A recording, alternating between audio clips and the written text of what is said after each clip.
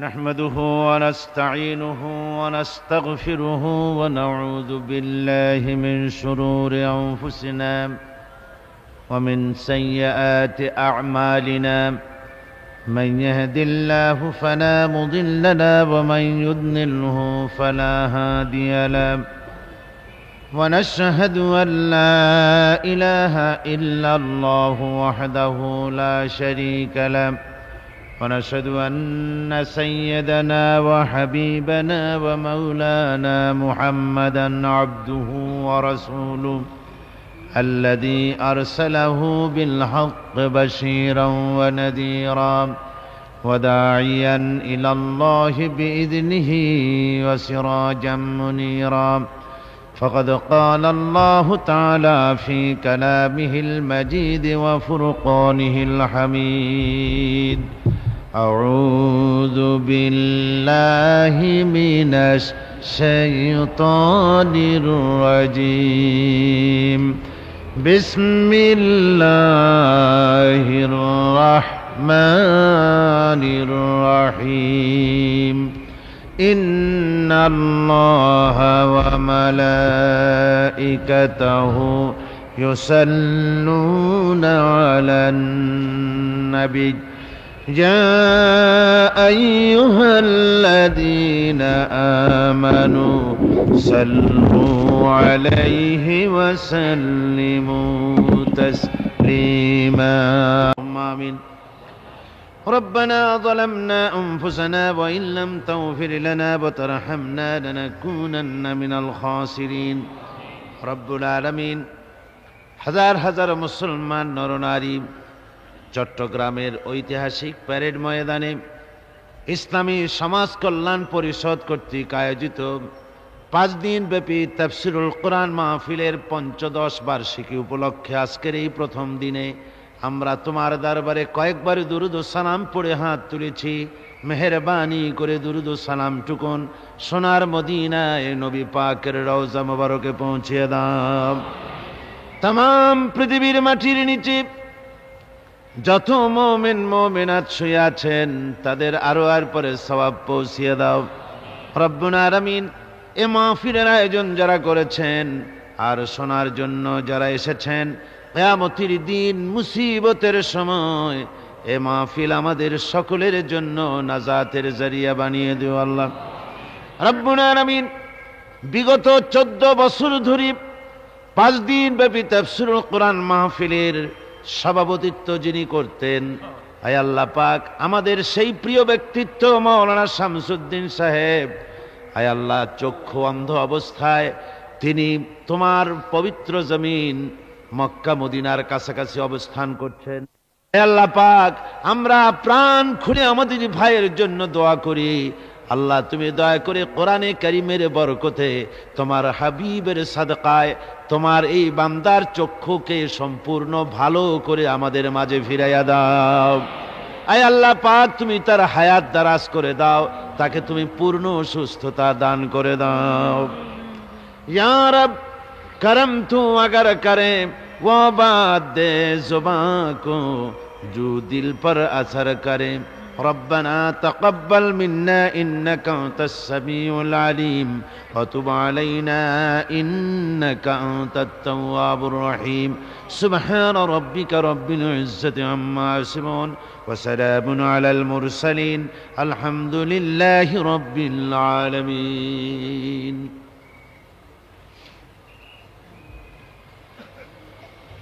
कदर गरामी वाजिबुल एहतराम जनाब अल्लामा हजरत मौलाना शाह अब्दुल जब्बार साहेब पीर साहेब क़िबला बैतुश्शर दामत बरकातुहुमुल आलिया,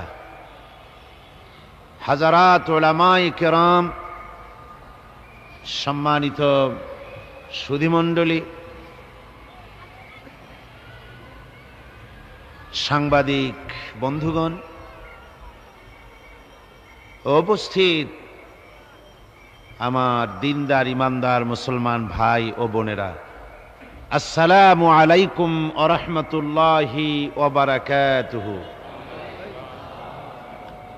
আমরা মহান আল্লাহ তাবারক ওয়া তাআলার দরবারে লাখো কোটি শুকরিয়া আদায় করি, যে মহান আল্লাহ সুবহানাহু ওয়া তাআলা 5 দিন ব্যাপী তাফসীরুল কোরআন মাহফিল, যা ইসলামী সমাজ কল্যাণ পরিষদ বিগত 14 বছর ধরে এই ঐতিহাসিক বীর চট্টলায় করে এসেছেন, আজকে হচ্ছে তার ৫৫ বার্ষিকী।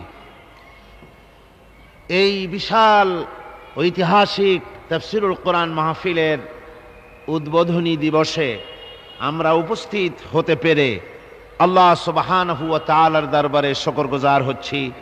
আমরা কালিমাতুশ শুকর আদায় করছি। আমরা সকলে পড়ছি আলহামদুলিল্লাহ। মহব্বতের সাথে জোরে সোরে সবাই পড়েন আলহামদুলিল্লাহ। আমার বন্ধুগণ, এবারের তাফসীরুল কোরআন মাহফিল অন্যান্য বছরের তুলনায় একটা ভিন্ন আঙ্গিকে, একটা ভিন্ন প্রেক্ষাপটে, একটা ভিন্ন পরিস্থিতির উপরে আজকের এই তাফসীরুল কোরআন মাহফিল অনুষ্ঠিত হচ্ছে। সেটা হচ্ছে এই যে বর্তমান পৃথিবী, আমরা যখন এখানে তাফসীরুল কোরআন মাহফিলে বসেছি, ঠিক এই সময় পৃথিবীতে বিভিন্ন দেশে দেশে মুসলমানদের উপরে চরম নির্যাতন চলতেছে। আমার মনে হয়, আমি যদ্দূর জানি, যতটুকুন ক্ষুদ্র লেখাপড়া করেছি বা যদ্দূর খবর জানি পৃথিবী সম্পর্কে, আমার মনে হয় এর থেকে চতুর্মুখী ষড়যন্ত্র পৃথিবীর মুসলমানদের উপরে একযোগে এইভাবে আর কখনো এসেছে বলে আমার জানা নাই। বর্তমান সময় যত বেশি ষড়যন্ত্র হচ্ছে মুসলমানদের উপরে, সারা পৃথিবীতে আজ মুসলমানেরা ষড়যন্ত্রের শিকার।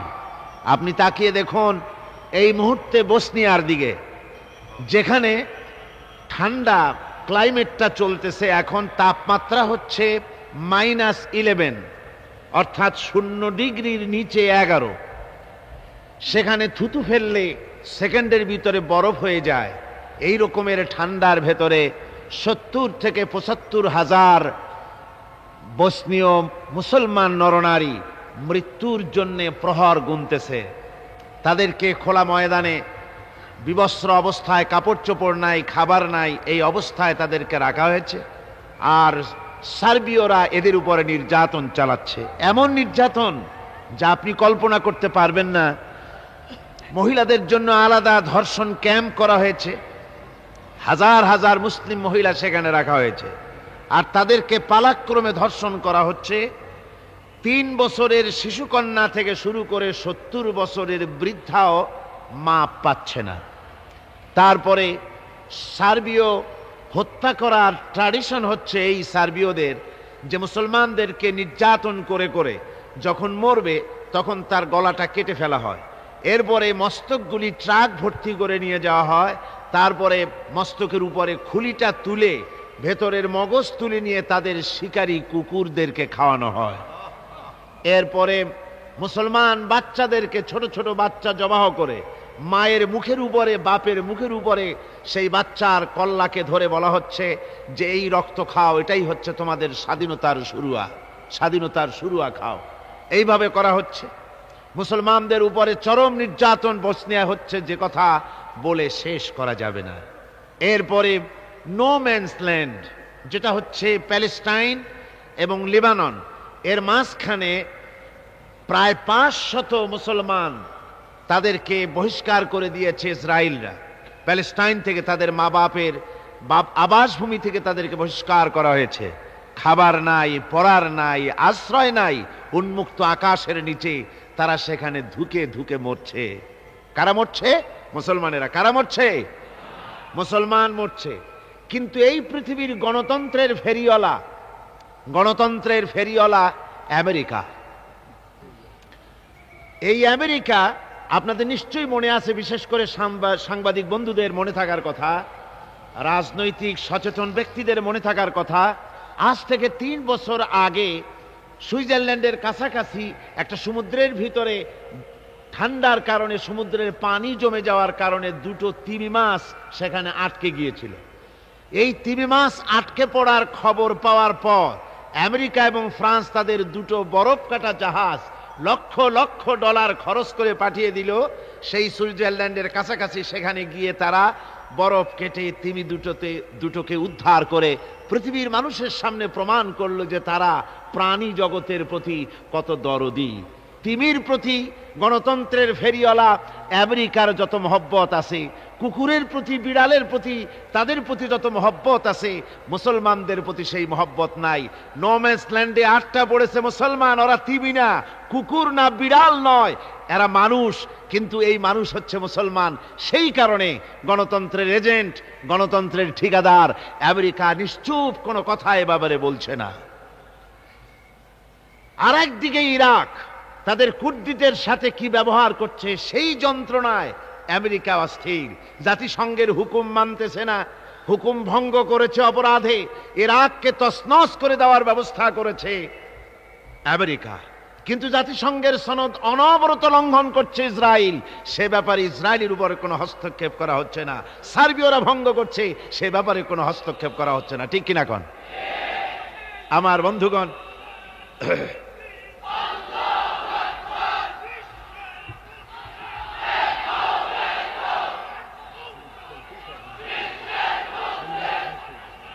আমার ভাইরা, এরপরে প্যালেস্টাইন, আলজেরিয়ার মুসলমানদের উপর অত্যাচার হচ্ছে, কাশ্মীরের মুসলমানদের উপরে, কাশ্মীরের স্বাধীনতাকামী মুসলমানেরা মসজিদের ভিতরে নামাজ পড়ছে, আর ভারতের কাফের সৈন্যরা গুলি করে পাখির মতো মুসলমানদেরকে শিকার করতেছে।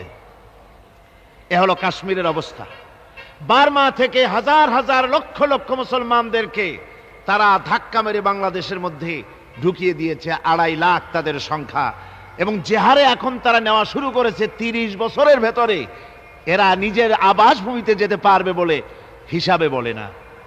তারপরে ভারতের বাবরি মসজিদকে ভেঙে দিয়ে ভারত সরকার যে আগুন জ্বালালো পৃথিবী জুড়ে, সেই আগুনে সাম্প্রদায়িক দাঙ্গা লাগিয়ে আহমদাবাদ, বোম্বে, দিল্লি, মিরাট চতুর্দিকে মুসলমানদের উপরে বন্য হায়নার মতো মুশরিক কাফেররা ঝাঁপিয়ে পড়ে মুসলমানদেরকে নিশ্চিহ্ন করে দিচ্ছে।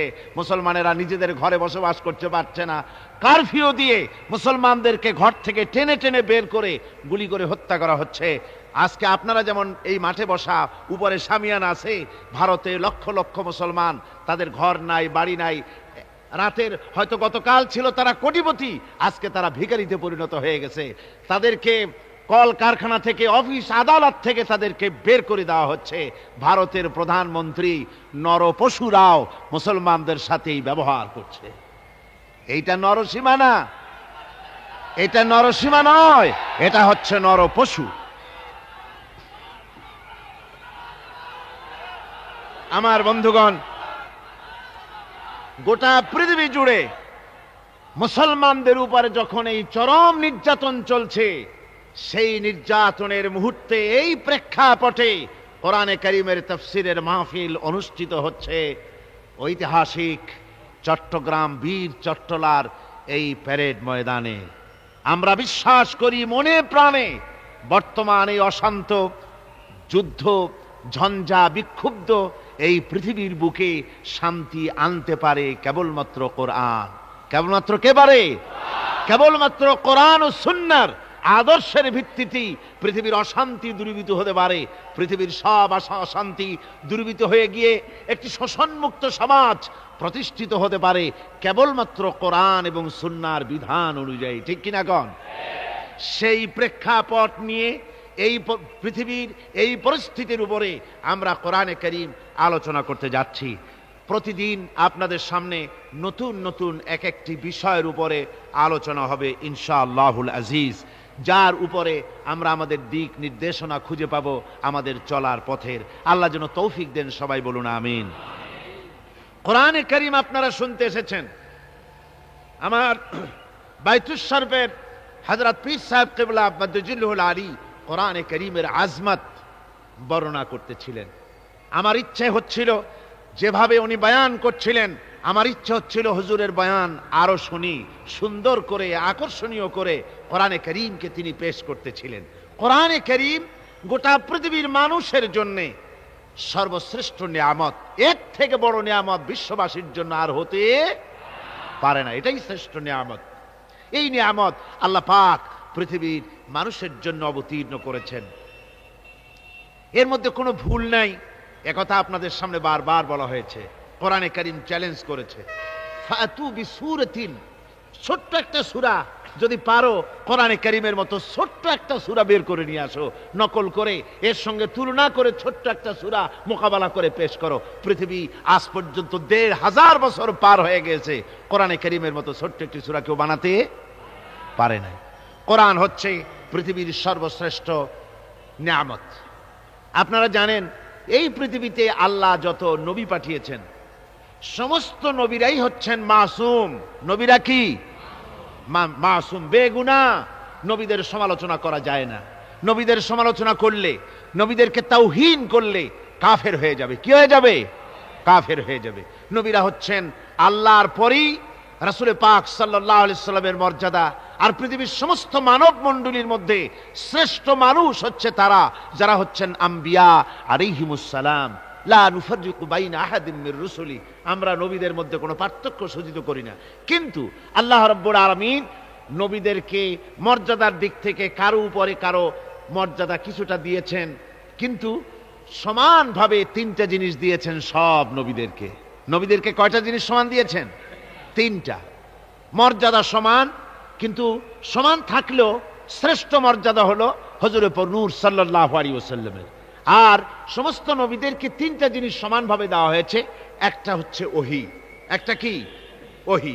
2 নম্বরে দেওয়া হয়েছে মুজিজা, 3 নম্বরে দেওয়া হয়েছে হুসনে খুলক, উন্নত মানের চরিত্র। এই তিনটা জিনিস সমস্ত নবীদেরকে সমানভাবে দেওয়া হয়েছে। ওহী না হলে নবী হওয়া যায় না। নবুয়তের সর্বপ্রথম শর্ত হচ্ছে আল্লাহর কাছ থেকে ওহী আসা। এটা হলো এক।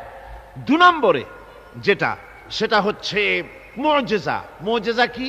মুজিজা হলো সমকালীন সবচাইতে বড় শক্তি যেটা, ওইটাকে দুর্বল করে দেয় যে জিনিস মুজিজা, অর্থাৎ আজিজ করে দেয় যে জিনিসে, ওইটা হচ্ছে মুজিজা, দুর্বল করে দেয়। কিরকম? যেমন ধরুন, এই মুজিজা সমস্ত নবীদেরকে আল্লাহ কম বেশি দিয়েছেন। যেমন হযরতে মূসা আলাইহিস সালামের মুজিজা ছিল, আল্লাহ পাক তাকে বলছেন ওয়ামা তিলকা বিয়ামিনিকা ইয়া মূসা, হে মূসা তোমার হাতে ওটা কি? তোমার ডান হাতে ওটা কি? মূসা আলাইহিস সালাম বললেন হিয়া আসায়া, এটা একটা লাঠি। এই লাঠির উপরে আমি ভর করে দাঁড়াই, এটা দিয়ে আমি পাতা পাড়ি, এই দিয়ে আমি উট ছাগল ভেড়া সংরক্ষণ করি, এছাড়া আরো অনেক কাজ এই লাঠি দিয়ে আমি করে থাকি। আল্লাহ পাক জিজ্ঞেস করলেন মূসা তোমার হাতে ওটা কি? প্রশ্নের জবাব দিলেই হতো এটা একটা লাঠি, তা না বলে পাতা পাড়ি, তো এই দিয়ে ভর করে দাঁড়াই, এ দিয়ে উট ছাগল ভেড়া তাড়াই। এত কথা বলার দরকার কি? এত কথা বলার দরকার এই জন্যে, আশেক যদি সুযোগ পায় মাশূকের সঙ্গে কথা বলার, তাহলে তার আশেকের মন চায় সময়টা একটু লম্বা হোক, একটু প্রাণ ভরে কথা বলবো। এখানে আশেক হচ্ছেন হযরতে মূসা আলাইহিস সালাম, আর মাশূক হচ্ছেন আল্লাহ রাব্বুল আলামিন। হযরতে মূসা চাইলেন সুযোগ যখন পেয়ে গেছি, কথার সিলসিলা যেন তাড়াতাড়ি বন্ধ না হয়ে যায়, এই জন্য মূসা আলাইহিস সালাম ইচ্ছে করে কথা বাড়াতেছিলেন। আল্লাহ রাব্বুল আলামিন বললেন মূসা রে, তুমি যেটা বলেছ এটাই সব কথা নয়, ওই লাঠির ভিতর আর একটা কুদরত আছে যা তুমি জানো না, লাঠিটাকে জমিনের উপরে ছেড়ে দাও। মূসা আলাইহিস সালাম লাঠি যখন জমিনের উপরে ফেলে দিলেন, হিয়া হাইয়াতুন তাসআব, লাঠি কি হয়ে গেল? বিরাট অজগর হয়ে গেল। মূসা আলাইহিস সালাম ভয় পেলেন। আল্লাহ রাব্বুল আলামিন বললেন ভয়ের কারণ নাই, খুযহা ওয়ালা তাখাফ, ভয় পেও না, ওটাকে ধরো। মূসা আলাইহিস সালাম ভয় পেলেন না, আল্লাহ বলছেন ভয় পেও না, ধরো। মূসা আলাইহিস সালাম ভয় করলেন না, ধরলেন, কি হয়ে গেল? লাঠি হয়ে গেল। আমি কিসসা শোনাবো না, আমি আমার এক লক্ষ্যে যাওয়ার জন্য কথাটি শোনাচ্ছি। মূসা আলাইহিস সালাম এই লাঠি নিয়ে ফেরাউন যেখানে তার দলবল নিয়ে তার জাদুকরদের নিয়ে জাদু দেখাবার জন্য উপস্থিত হলো, সেখানে জাদুকরেরা জাদু মন্ত্রপুত করে সমস্ত লাঠি হাতের কাছে যা ছিল সবগুলোকে তারা সাপ, সিংহ, বাঘ ইত্যাদি বানিয়ে দিল। আর এই জাদুমন্ত্রে তৈরি সাপ, বাঘ, সিংহ গিয়ে ঝাঁপিয়ে পড়ল মূসা আলাইহিস সালামের উপরে। মূসা আলাইহিস সালাম ভয় পেয়ে গেলেন। আল্লাহ রাব্বুল আলামিন বলেন, মূসারে ভয় নাই, বাতিলের সামনে ময়দানে তোমাকে নামায় দিয়া তোমাকে একা আমি ছেড়ে দেই নাই, আমি আল্লাহ রাব্বুল আলামিন তোমার সাথে আছি, ভয় করার কোনো কারণ নাই, হাতের লাঠি ছেড়ে দাও। মূসা আলাইহিস সালাম লাঠি ছেড়ে দিলেন, লাঠি সাফ হয়ে গেল। আর যখন হা করলো, জাদুকরদের তৈরি করা সমস্ত সিংহ, বাঘ আর সাপগুলি মূসা আলাইহিস সালামের লাঠির পেটের মধ্যে ঢুকে গেল। জাদুকরেরা তারা চিন্তা করলো, অবাক হয়ে গেল, তারা ভাবলো আমরা যেটা দেখাইছি এটা তো জাদু, কিন্তু মূসা আলাইহিস সালাম যেটা দেখাইছেন এটা জাদু হতে পারে না, যেহেতু জাদু খেয়ে ফেলেছে। জাদু খেয়ে ফেলে যে জিনিস ওটা তো জাদু হতে পারে না, ওটা জাদুর বাপের চাইতেও বড় কোনো জিনিস, অর্থাৎ জাদুর দাদা হবে হয়তো, তা না হলে জাদু খেলো কি করে? এই যে ওই সময় ছিল জাদুর প্রভাব, সেই জাদুটাকে যে খেয়ে ফেললো, এইটার নাম হচ্ছে মুজিজা। এটার নাম কি? মুজিজা। হযরতে দাউদ আলাইহিস সালামের জামানায় সমরাস্ত্র তৈরির একটা প্রভাব ছিল। হযরত দাউদ আলাইহিস সালাম নিজে অস্ত্র তৈরি করতেন। তারপরে অস্ত্র তৈরি করতে গেলে লোহা আগুনে পোড়াতে হয়, তারপরে পিটাতে হয়, গলাতে হয়, নানান কিছু করতে হয়। দাউদ আলাইহিস সালামকে আল্লাহ রাব্বুল আলামিন এমন মুজিজা দিলেন, তিনি যখন লোহা মুঠো করে ধরতেন হাতের ভিতরে, লোহা পানি হয়ে হাতের ফাঁকের মধ্য দিয়া তা পড়ে যেত পানি হয়ে। এভাবে মুজিজা তাকে দেওয়া হলো। সুলাইমান আলাইহিস সালামের মুজিজা ছিল, তক্তার উপরে বসতেন, ইঞ্জিন লাগতো না, মেশিন লাগতো না, বিনা ইঞ্জিনে বিনা মেশিনে তক্তা হাওয়ার উপরে উড়ে সারা পৃথিবী ঘুরে আসতেন। ঈসা আলাইহিস সালামের মুজিজা ছিল, জন্মদের চোখের উপরে হাত বুলিয়ে দিতেন, সঙ্গে সঙ্গে চোখ তার ভালো হয়ে যেত। আবার কুষ্ঠ ব্যাধিগ্রস্ত লোকের গায়ে হাত বুলিয়ে দিলে তার শরীর ভালো হয়ে যেত। এটা ছিল তার মুজিজা।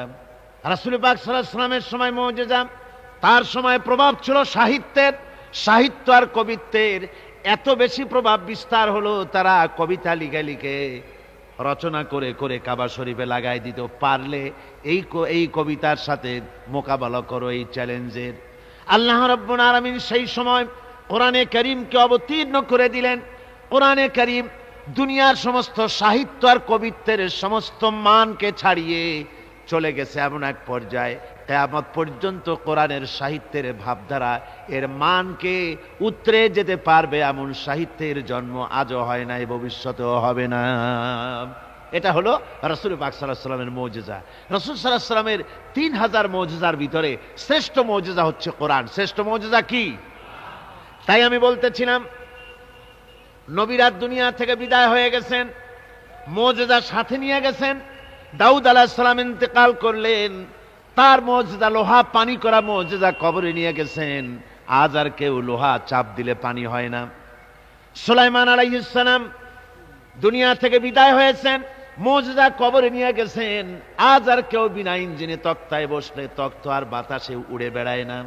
হযরতে মূসা আলাইহিস সালাম বিদায় হয়ে গেলেন দুনিয়া থেকে, লাঠিও তার চলে গেছে। আজ আর দুনিয়ায় হাজার লাঠি একযোগে ফেললেও ছোট্ট একটা সাপও আর হবে না। ঈসা আলাইহিস সালাম বিদায় হলেন, মুজিজা চলে গেল সাথে। আজ পৃথিবীর কোনো মানুষ কারো কোনো জন্মদের চোখের উপরে হাত বুলালে চক্ষু আর ভালো হয়ে যাবে না, মুজিজা কবরে চলে গেছে। কিন্তু আপনার আমার নবী, বিশ্ব নবী জনাবে মুহাম্মদুর রাসূলুল্লাহ সাল্লাল্লাহু আলাইহি ওয়াসাল্লাম দুনিয়া থেকে বিদায় গ্রহণ করেছেন, মুজিজা সাথে নিয়ে যান নাই। ওই কোরআনে কারীমের মুজিজা আজও আছে, কিয়ামত পর্যন্ত থাকবে। রাসূল পাক সাল্লাল্লাহু আলাইহি ওয়াসাল্লামের এই মুজিজা কিয়ামত পর্যন্ত থাকবে, কেউ এই মুজিজা নষ্ট করতে পারবে না। গ্যারান্টি। এই মুজিজা রক্ষা করার দায়িত্ব কে নিয়েছেন? আল্লাহ রাব্বুল আলামিন বলেছেন, নাহনু নাযালনা যিকরা ওয়া ইন্না লাহু লাহাফিজুন।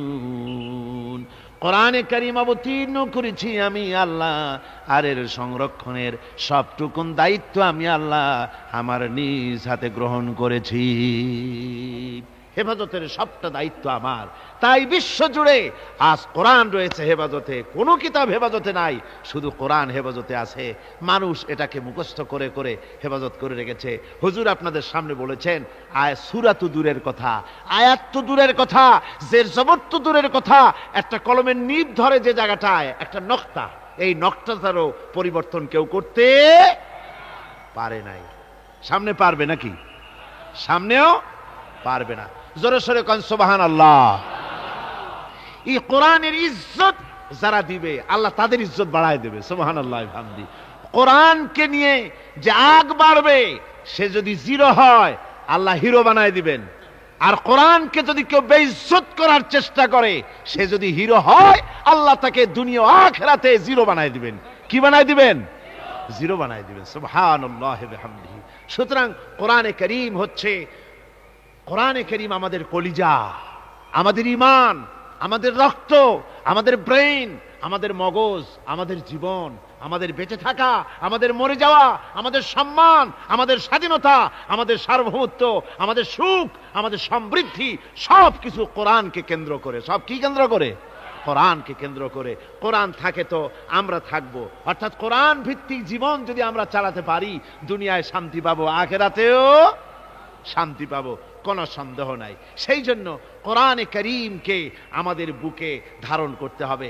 এই কোরআনের কত বড় মর্যাদা হবে জানেন? রাসূল পাক সাল্লাল্লাহু আলাইহি ওয়াসাল্লাম বলেছেন, কোরআন যে ব্যক্তি পড়বে আর ওই অনুযায়ী আমল করবে, কিয়ামতের দিন তার মা বাপের মাথার উপরে সুন্দর দুটি নূরের টুপি পরিয়ে দেওয়া হবে। এটা হলো সেই যে ব্যক্তি তার ছেলেকে, সন্তানকে কোরআন পড়িয়েছে আর কোরআন অনুযায়ী আমল করেছে পৃথিবীর বুকে, সেই কারণে রব্বুল আলামিন সন্তুষ্ট হয়ে তার মা বাপের মাথার উপরে এমন দুটো নূরের টুপি পরিধান করায় দেবে যার উজ্জ্বলতা চন্দ্র সূর্যের আলোকে হার মানায় দেবে। কোরআনে কারীমকে যারা মহব্বত করে পড়তো, দেখেন এমন এক কিতাব যা অধিকাংশ মানুষে বোঝে না। কিন্তু আপনারা বলেন না বুঝে পৃথিবীতে কোন বই পড়ে, এরকমের একটা বইয়ের নাম জানেন আপনারা? কোন বলতে পারবেন? পারবেন না। কোরআন এমন কিতাব যা মানুষ বুঝেও পড়ে, না বুঝেও পড়ে, দিনেও পড়ে, রাতেও পড়ে, সকালেও পড়ে, সন্ধ্যায় পড়ে, আবার গভীর রাত্রে তাহাজ্জুদের নামাজ আদায় করে কোরআনে কারীম তেলাওয়াত করতে থাকে আর চোখ থেকে দরদর করে পানি পড়তে থাকে। হাদিস শরীফে রাসূলুল্লাহ বলেছেন, কিয়ামতের দিন কোরআনের তেলাওয়াতকারীকে আল্লাহ রাব্বুল আলামিন বলবেন, ও আমার বান্দা, তুমি দুনিয়ার বুকে কোরআনে কারীমকে যেমন থেমে থেমে তেলাওয়াত করতে, ওইভাবে করে তেলাওয়াত করতে থাকো আর জান্নাতের উপরে উঠতে থাকো। কোরআনে কারীম থেমে থেমে তুমি যেভাবে দুনিয়ায় পড়তে, ওইভাবে আয়াতে আয়াতে থেমে থেমে পড়ো আর উঠতে থাকো বেহেশতের মধ্যে। তোমার তেলাওয়াত যেখানে গিয়ে শেষ হবে বেহেশতে ওইটাই হবে তোমার অবস্থান স্থল। সুবহানাল্লাহ ওয়া বিহামদিহি। আল্লাহ যেন আমাদেরকে আহলে কোরআন বানায় দেন। সবাই বলি আমিন। জোরে বলেন আমিন। আল্লাহ যেন আমাদেরকে কোরআনের সহি করে কোরআন তেলাওয়াত করার তৌফিক দান করেন। সবাই বলুন আমিন। কোরআন যেন বুঝতে পারি, কোরআন অনুযায়ী যেন আমল করতে পারি, এ তৌফিক যেন আল্লাহ আমাদের দেন। আমরা সবাই বলি আমিন। আমার ভাইয়েরা, কোরআনে কারীমের উপরে আমি দীর্ঘ কোনো ভূমিকা না দিয়ে এখন যেখান থেকে আলোচনা করতে চাই, চলুন সেখানে আমরা চলে যাই। কোরআন থেকে সরাসরি আমরা আলোচনা করতে চেষ্টা করি। কোরআন এসেছে আমাদের ভাগ্য চমকায় দিতে।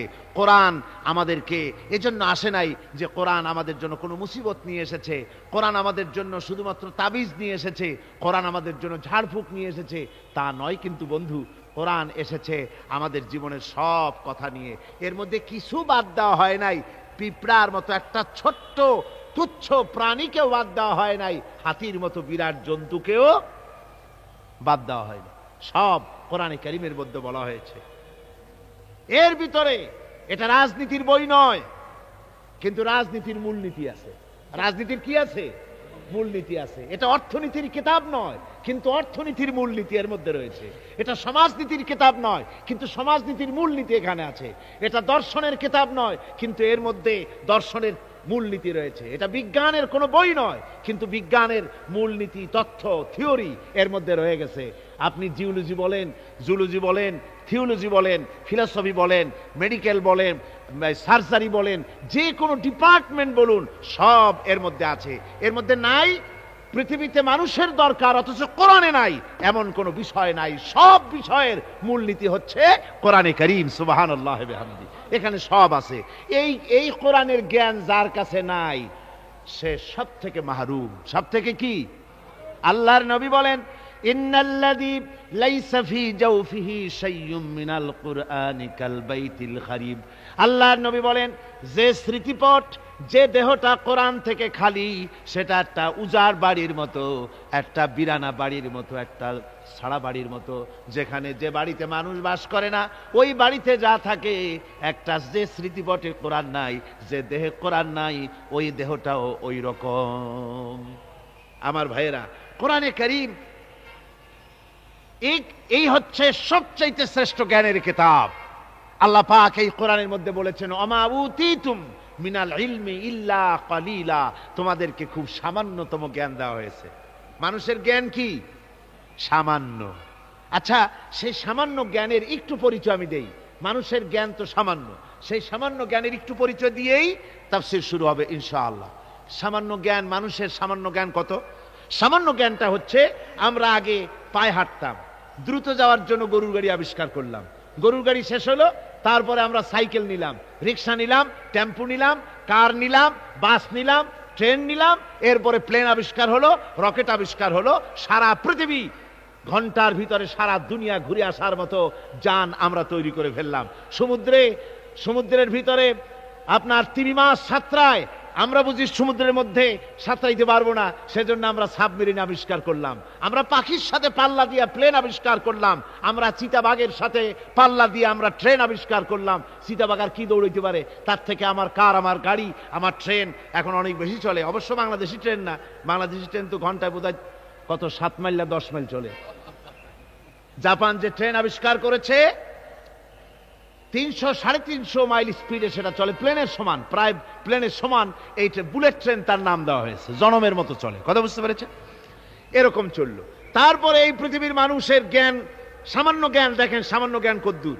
সামান্য জ্ঞানে রাশিয়া, আমেরিকা, ব্রিটেন, ফ্রান্স, ওরা স্যাটেলাইট ছেড়ে দিয়েছে মহাকাশে। স্যাটেলাইট মহাকাশে ঘুরতেছে, কোনো ড্রাইভার নাই, কোনো ক্যাপ্টেন নাই, ঘুরতেছে মহাশূন্যের উপরে, পৃথিবীর মাটি থেকে 300-400 মাইল উপরে ঘুরতেছে। তারা দুনিয়ার খবর সংগ্রহ করছে, দেশে দেশে তা প্রেরণ করতেছে। সবকিছু তারা এই স্যাটেলাইটের মাধ্যমে করছে। বছরের পর বছর ধরে স্যাটেলাইট ঘুরছে। ওইখানে পৃথিবীর মাটি থেকে 400 মাইল উপরে স্যাটেলাইটের ভেতরে যদি কোনো যান্ত্রিক গোলযোগ হয়, ওয়াশিংটনে বসে কম্পিউটারে মনিটরিং করে 400 মাইল দূরের মেশিন ভালো করে দিচ্ছে। এই হলো সামান্য জ্ঞান। কথা বুঝতে পেরেছেন? এই হলো সামান্য জ্ঞান। এই যদি সামান্য জ্ঞান হয়, তাহলে আল্লাহ সুবহানাহু ওয়া তাআলার কত বড় জ্ঞান। সুবহানাল্লাহ পড়েন। আমার বন্ধুগণ, আটলান্টিক মহাসাগরের ভেতরে যদি একটা পাখি তার ঠোঁটটা ডুবায় দিয়ে ঠোঁটটা উঠায়, আপনারা বলেন সাগরে, আটলান্টিক মহাসাগরের পানি কমবে কতখানি? জি, 1 ফোঁটাও কমবে না। কদ্দুর আর পানি আসবে তার ঠোঁটে? তাম পৃথিবীর সমস্ত মানুষ, আদম আলাইহিস সালাম থেকে নিয়ে এই পর্যন্ত, এখান থেকে নিয়ে কিয়ামত পর্যন্ত তাম পৃথিবীর সমস্ত মানুষের সব জ্ঞান যদি এক জায়গায় করা যায়, তাহলে আটলান্টিক মহাসাগর থেকে পাখি যতটুকু পানি তুলতে পেরেছে ঠোঁটে করে, আল্লাহর অনন্ত অসীম জ্ঞানের সমুদ্র থেকে মানুষ অতটুকু জ্ঞানের যোগ্য হতে পারে নাই। ওই অসীম জ্ঞানের মালিক হচ্ছেন আমার আল্লাহ সুবহানাহু ওয়া তাআলা। তার কাছ থেকে এসেছে কোরআন। এই কোরআন হচ্ছে আসল জ্ঞান। এজন্য ডক্টর মরহুম শহীদুল্লাহ তিনি বলতেন, যখন তিনি মানুষের সাথে, শিক্ষিত লোকদের সাথে যখন বসতেন, বলতেন যে তোমরা ডিগ্রি অনেক অর্জন করেছো, বিদেশ থেকে অনেক ডিগ্রি নিয়ে এসছো, কিন্তু শুনে রাখো তোমরা পণ্ডিত ঠিকই, কিন্তু কোরআনের জ্ঞান যদি না থাকে, কোরআনের ইলম যদি তোমাদের না থাকে, তাহলে তোমরা হচ্ছ পণ্ডিত ঠিকই, তবে তোমরা মূর্খ পণ্ডিত। কি পণ্ডিত? মূর্খ পণ্ডিত। কোরআনের জ্ঞান নাই তো জিরো, কিচ্ছু নাই। আসল জ্ঞান হচ্ছে কিসের জ্ঞান? কোরআনের জ্ঞান। আসুন কোরআন থেকে আমাদের হেদায়েত, আল্লাহ পাক আমাদের কি দিচ্ছেন কোরআন থেকে তা নিতে চেষ্টা করি। সবাই আমার সাথে যথারীতি শয়তানের ওয়াসওয়াসা থেকে পানাহ নেওয়ার জন্য আসুন আমরা আল্লাহর কাছে পানাহ চেয়ে নিই আগে। তার কারণ হচ্ছে শয়তান ওয়াসওয়াসা দিয়ে আপনাকে অন্যমনস্ক করে দিতে পারে, আর এই শয়তান থেকে পানাহ দিতে পারে কেবলমাত্র আল্লাহ রাব্বুল আলামিন। কে পানাহ দিতে পারে? আল্লাহ তাআলা। আমরা যদি এই মাহফিলের চতুর্দিকে পুলিশ, বিডিআর আর আর্মি সব যদি বন্দুক নিয়ে খাড়া করে রাখি, যে আপনারা দেখবেন শয়তান যেন মোটে না ঢুকতে পারে, কি বলেন? ঠেকাইতে পারবে বন্দুক দিয়ে? পারবে না। শয়তান থেকে কেবলমাত্র পানাহ দিতে পারে কে? সুতরাং আপনারা আমার সাথে পুরুষোচিত কণ্ঠে মহব্বতের সাথে জোরে সোরে সবাই পড়েন, আউযু বিল্লাহি মিনাশ শাইতানির রাজিম, বিসমিল্লাহির রাহমানির রাহিম। বিতাড়িত মরদুদ শয়তানের ওয়াসওয়াসা থেকে আল্লাহর কাছে পানাহ চাই। পরম করুণাময় আল্লাহ রাব্বুল আলামিনের নামে শুরু হচ্ছে। সাব্বাহা লিল্লাহি মা ফিস সামাওয়াতি ওয়া মা ফিল আরদ ওয়া হুয়াল আজিজুল হাকীম। ইয়া আইয়ুহাল্লাযীনা আমানু লিমা তাকুলুনা মা লা তাফআলুন كبر مقتا عند الله أن تقولوا ما لا تفعلون إن الله يحب الذين يقاتلون في سبيله صفا كأنهم بنيان مرصوص وإذ قال موسى لقومه يا قوم لم تؤذونني وقد تعلمون أني رسول الله إليكم فلما زاغوا أزاغ الله قلوبهم والله لا يهدي القوم الفاسقين صدق الله العظيم। সূরা আস-সাফ সূরাটি মদিনা মুনাওয়ারায় অর্থাৎ রাসূল পাক সাল্লাল্লাহু আলাইহি ওয়াসাল্লামের মদনী জিন্দেগিতে সূরাটি অবতীর্ণ হয়েছে। আল্লাহ রাব্বুল আলামিন ঘোষণা করছেন, আকাশ এবং জমিনের মধ্যে যা কিছু আছে সব তাসবিহ পড়ছে, তাসবিহ করছে আল্লাহ পাকের। তিনি সর্বজয়ী এবং মহাবিজ্ঞানী। হে বিশ্বাসীরা, তোমরা যারা ঈমান এনেছ শোনো, তোমরা সে কথা কেন বলো যা তোমরা করো না। আল্লাহর কাছে ক্রোধ উদ্রেককারী, সব থেকে বেশি আল্লাহর কাছে ক্রোধ উদ্রেককারী ব্যাপার হচ্ছে যে তোমরা যা বলো তা তোমরা করো না। আসলে আল্লাহর কাছে প্রিয়পাত্র তো তারা যারা নাকি আল্লাহ রাস্তায় লড়াই করে সারিবদ্ধভাবে ইস্পাত দৃঢ় লৌহ প্রাচীরের মতো হয়ে। স্মরণ করো মূসা আলাইহিস সালামের কথা, যখন তিনি তার কওমকে বলেছিলেন, হে আমার জাতি, কেন তোমরা আমাকে উৎপীড়িত করছো, অথচ তোমরা ভালো করেই জানো যে আমি আল্লাহর পক্ষ থেকে রাসূল হয়ে এসেছি। পরে আল্লাহ রাব্বুল আলামিন পরে তারা যখন বক্রতার পথ অবলম্বন করলো, আল্লাহ রাব্বুল আলামিন তাদের দিলকেও বক্র করে দিলেন। আর আল্লাহ ফাসিকদেরকে কখনো হেদায়েতের রাস্তা দেখান না। এ হলো আয়াতগুলির শাব্দিক তর্জমা। সূরাটি রাসূল পাক সাল্লাল্লাহু আলাইহি ওয়াসাল্লামের মদনী জিন্দেগিতে অবতীর্ণ হয়েছে। ওহদের যুদ্ধের সমসাময়িক সময় সূরাটি নাজিল হয়েছে বলে মুফাসসিরিন কিরাম লিখেছেন। সূরাটির প্রথমেই মুমিনদেরকে সতর্ক করা হয়েছে এই বলে যে ওই সব লোক হচ্ছে ঘৃণ্য লোক, আল্লাহর কাছে ওই সব লোকেরা ঘৃণ্য যারা মুখে যে কথা বলে কাজে তা পরিণত করে না। এরা আল্লাহর কাছে দারুণ ঘৃণ্য ব্যক্তি। আর আল্লাহর কাছে দারুণ প্রিয় লোক হচ্ছে তারা যারা নাকি আল্লাহর দ্বীনকে প্রতিষ্ঠার জন্য আল্লাহর রাস্তায় সীসা ঢালা প্রাচীরের মতো মজবুত হয়ে সারিবদ্ধভাবে বাতিলের সঙ্গে যারা লড়াই করে তারা হচ্ছে আল্লাহ পাকের কাছে অত্যন্ত প্রিয় ব্যক্তি। এই সূরাটির ভেতরে বলা হয়েছে যে মূসা আলাইহিস সালাম এবং ঈসা আলাইহিস সালামের সাথে বনী ইসরাইলেরা যে ধরনের ব্যবহার করেছে, আর তারপরে বনী ইসরাইলদের যে পরিণতি আমি আল্লাহ করে দিয়েছি, ও মুসলমানেরা, তোমরা যারা ঈমান এনেছো, তোমরাও যদি তোমাদের রাসূল মুহাম্মদ সাল্লাল্লাহু আলাইহি ওয়াসাল্লামের সাথে এমন দুর্ব্যবহার করো তাহলে বনী ইসরাইলদের মতো দশা তোমাদেরও হবে। এখানে আল্লাহ রাব্বুল আলামিন এই সূরাটির ভেতরে যে কথাটা বলছেন তা হচ্ছে, প্রথমেই শুরু হচ্ছে সাব্বাহা লিল্লাহি মা ফিস সামাওয়াতি ওয়াল আরদ, যা কিছু আছে এই পৃথিবীতে আর আকাশে জমিনে সব কিছু আল্লাহর তাসবিহ পড়ে। কার তাসবিহ পড়ে? সাব্বাহা ইউসাব্বিহু তাসবিহান। সাব্বাহা দিয়ে বোঝানো হচ্ছে অতীতে এই পৃথিবীতে যা কিছু ছিল এবং ভবিষ্যতে যা কিছু পৃথিবীতে আসবে, যা আছে আকাশে, যা আছে জমিনে, সব কিছুই তাসবিহ পড়ে। কার? আল্লাহ পাকের। জোরে বলেন, কার তাসবিহ পড়ে? আকাশে এবং জমিনে আমরা যা কিছু দেখতে পাই সব আল্লাহ রাব্বুল আলামিনের তাসবিহ পড়ে। একথা বলে আল্লাহ পাক মানুষকে যেন এই কথাই বুঝাতে চাচ্ছেন যে পৃথিবীর মানুষ, তোমাদেরকে শুধুমাত্র তাসবিহ করার জন্যই পাঠানো হয় নাই। আল্লাহ পাক তোমাদের তাসবিহর মুহতাজ না। তোমরা জিকির করবে, তোমরা আল্লাহ রাব্বুল আলামিনের সিজদা করবে, তোমাদের সিজদা, তোমাদের তাসবিহর জন্য আল্লাহ মুহতাজ নন। এই পৃথিবীতে যা কিছু আছে সব আল্লাহর তাসবিহ পড়ে, আল্লাহর জিকির করে, গাছেও করে, পানিতেও করে, মাছেও করে, গাছের পাতাগুলি করে, সমস্ত প্রাণী জগৎ সবাই আল্লাহর জিকির করে, আল্লাহর তাসবিহ পড়ে। তোমরা ওদের ভাষা বোঝো না, ওরা ওদের ভাষায় আল্লাহ পাকের জিকির করে, তোমরা বুঝতে পারো না। পাখির ডাকগুলির মধ্যে তোমরা যে ধরনের খেয়াল করো ওই ধরনের ডাক শুনতে পাও। যেমন আমাদের দেশে একটা পাখি আছে, আমরা শুনতে পাই বউ কথা কও বলে।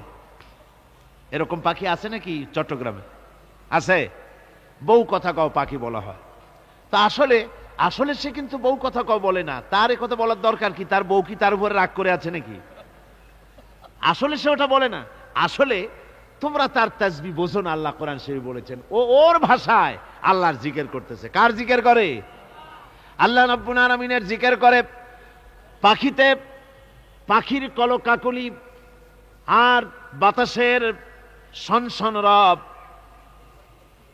পানির কলকাকব কলতান, যা কিছু আমরা শুনতে পাই, পাতার মরমর রব, যত রকমের শব্দ আমাদের কানে আসে, পাখির হোক, বাতাসের হোক, গাছের হোক, পানির হোক, যত রকম আওয়াজ আমরা শুনতে পাই, আমরা তাসবিহ বুঝতে পারি না। আসলে ওরা জিকির করতেছে আল্লাহু আল্লাহু আল্লাহু। জোরে করেন আল্লাহু আল্লাহু আল্লাহু আল্লাহু আল্লাহু।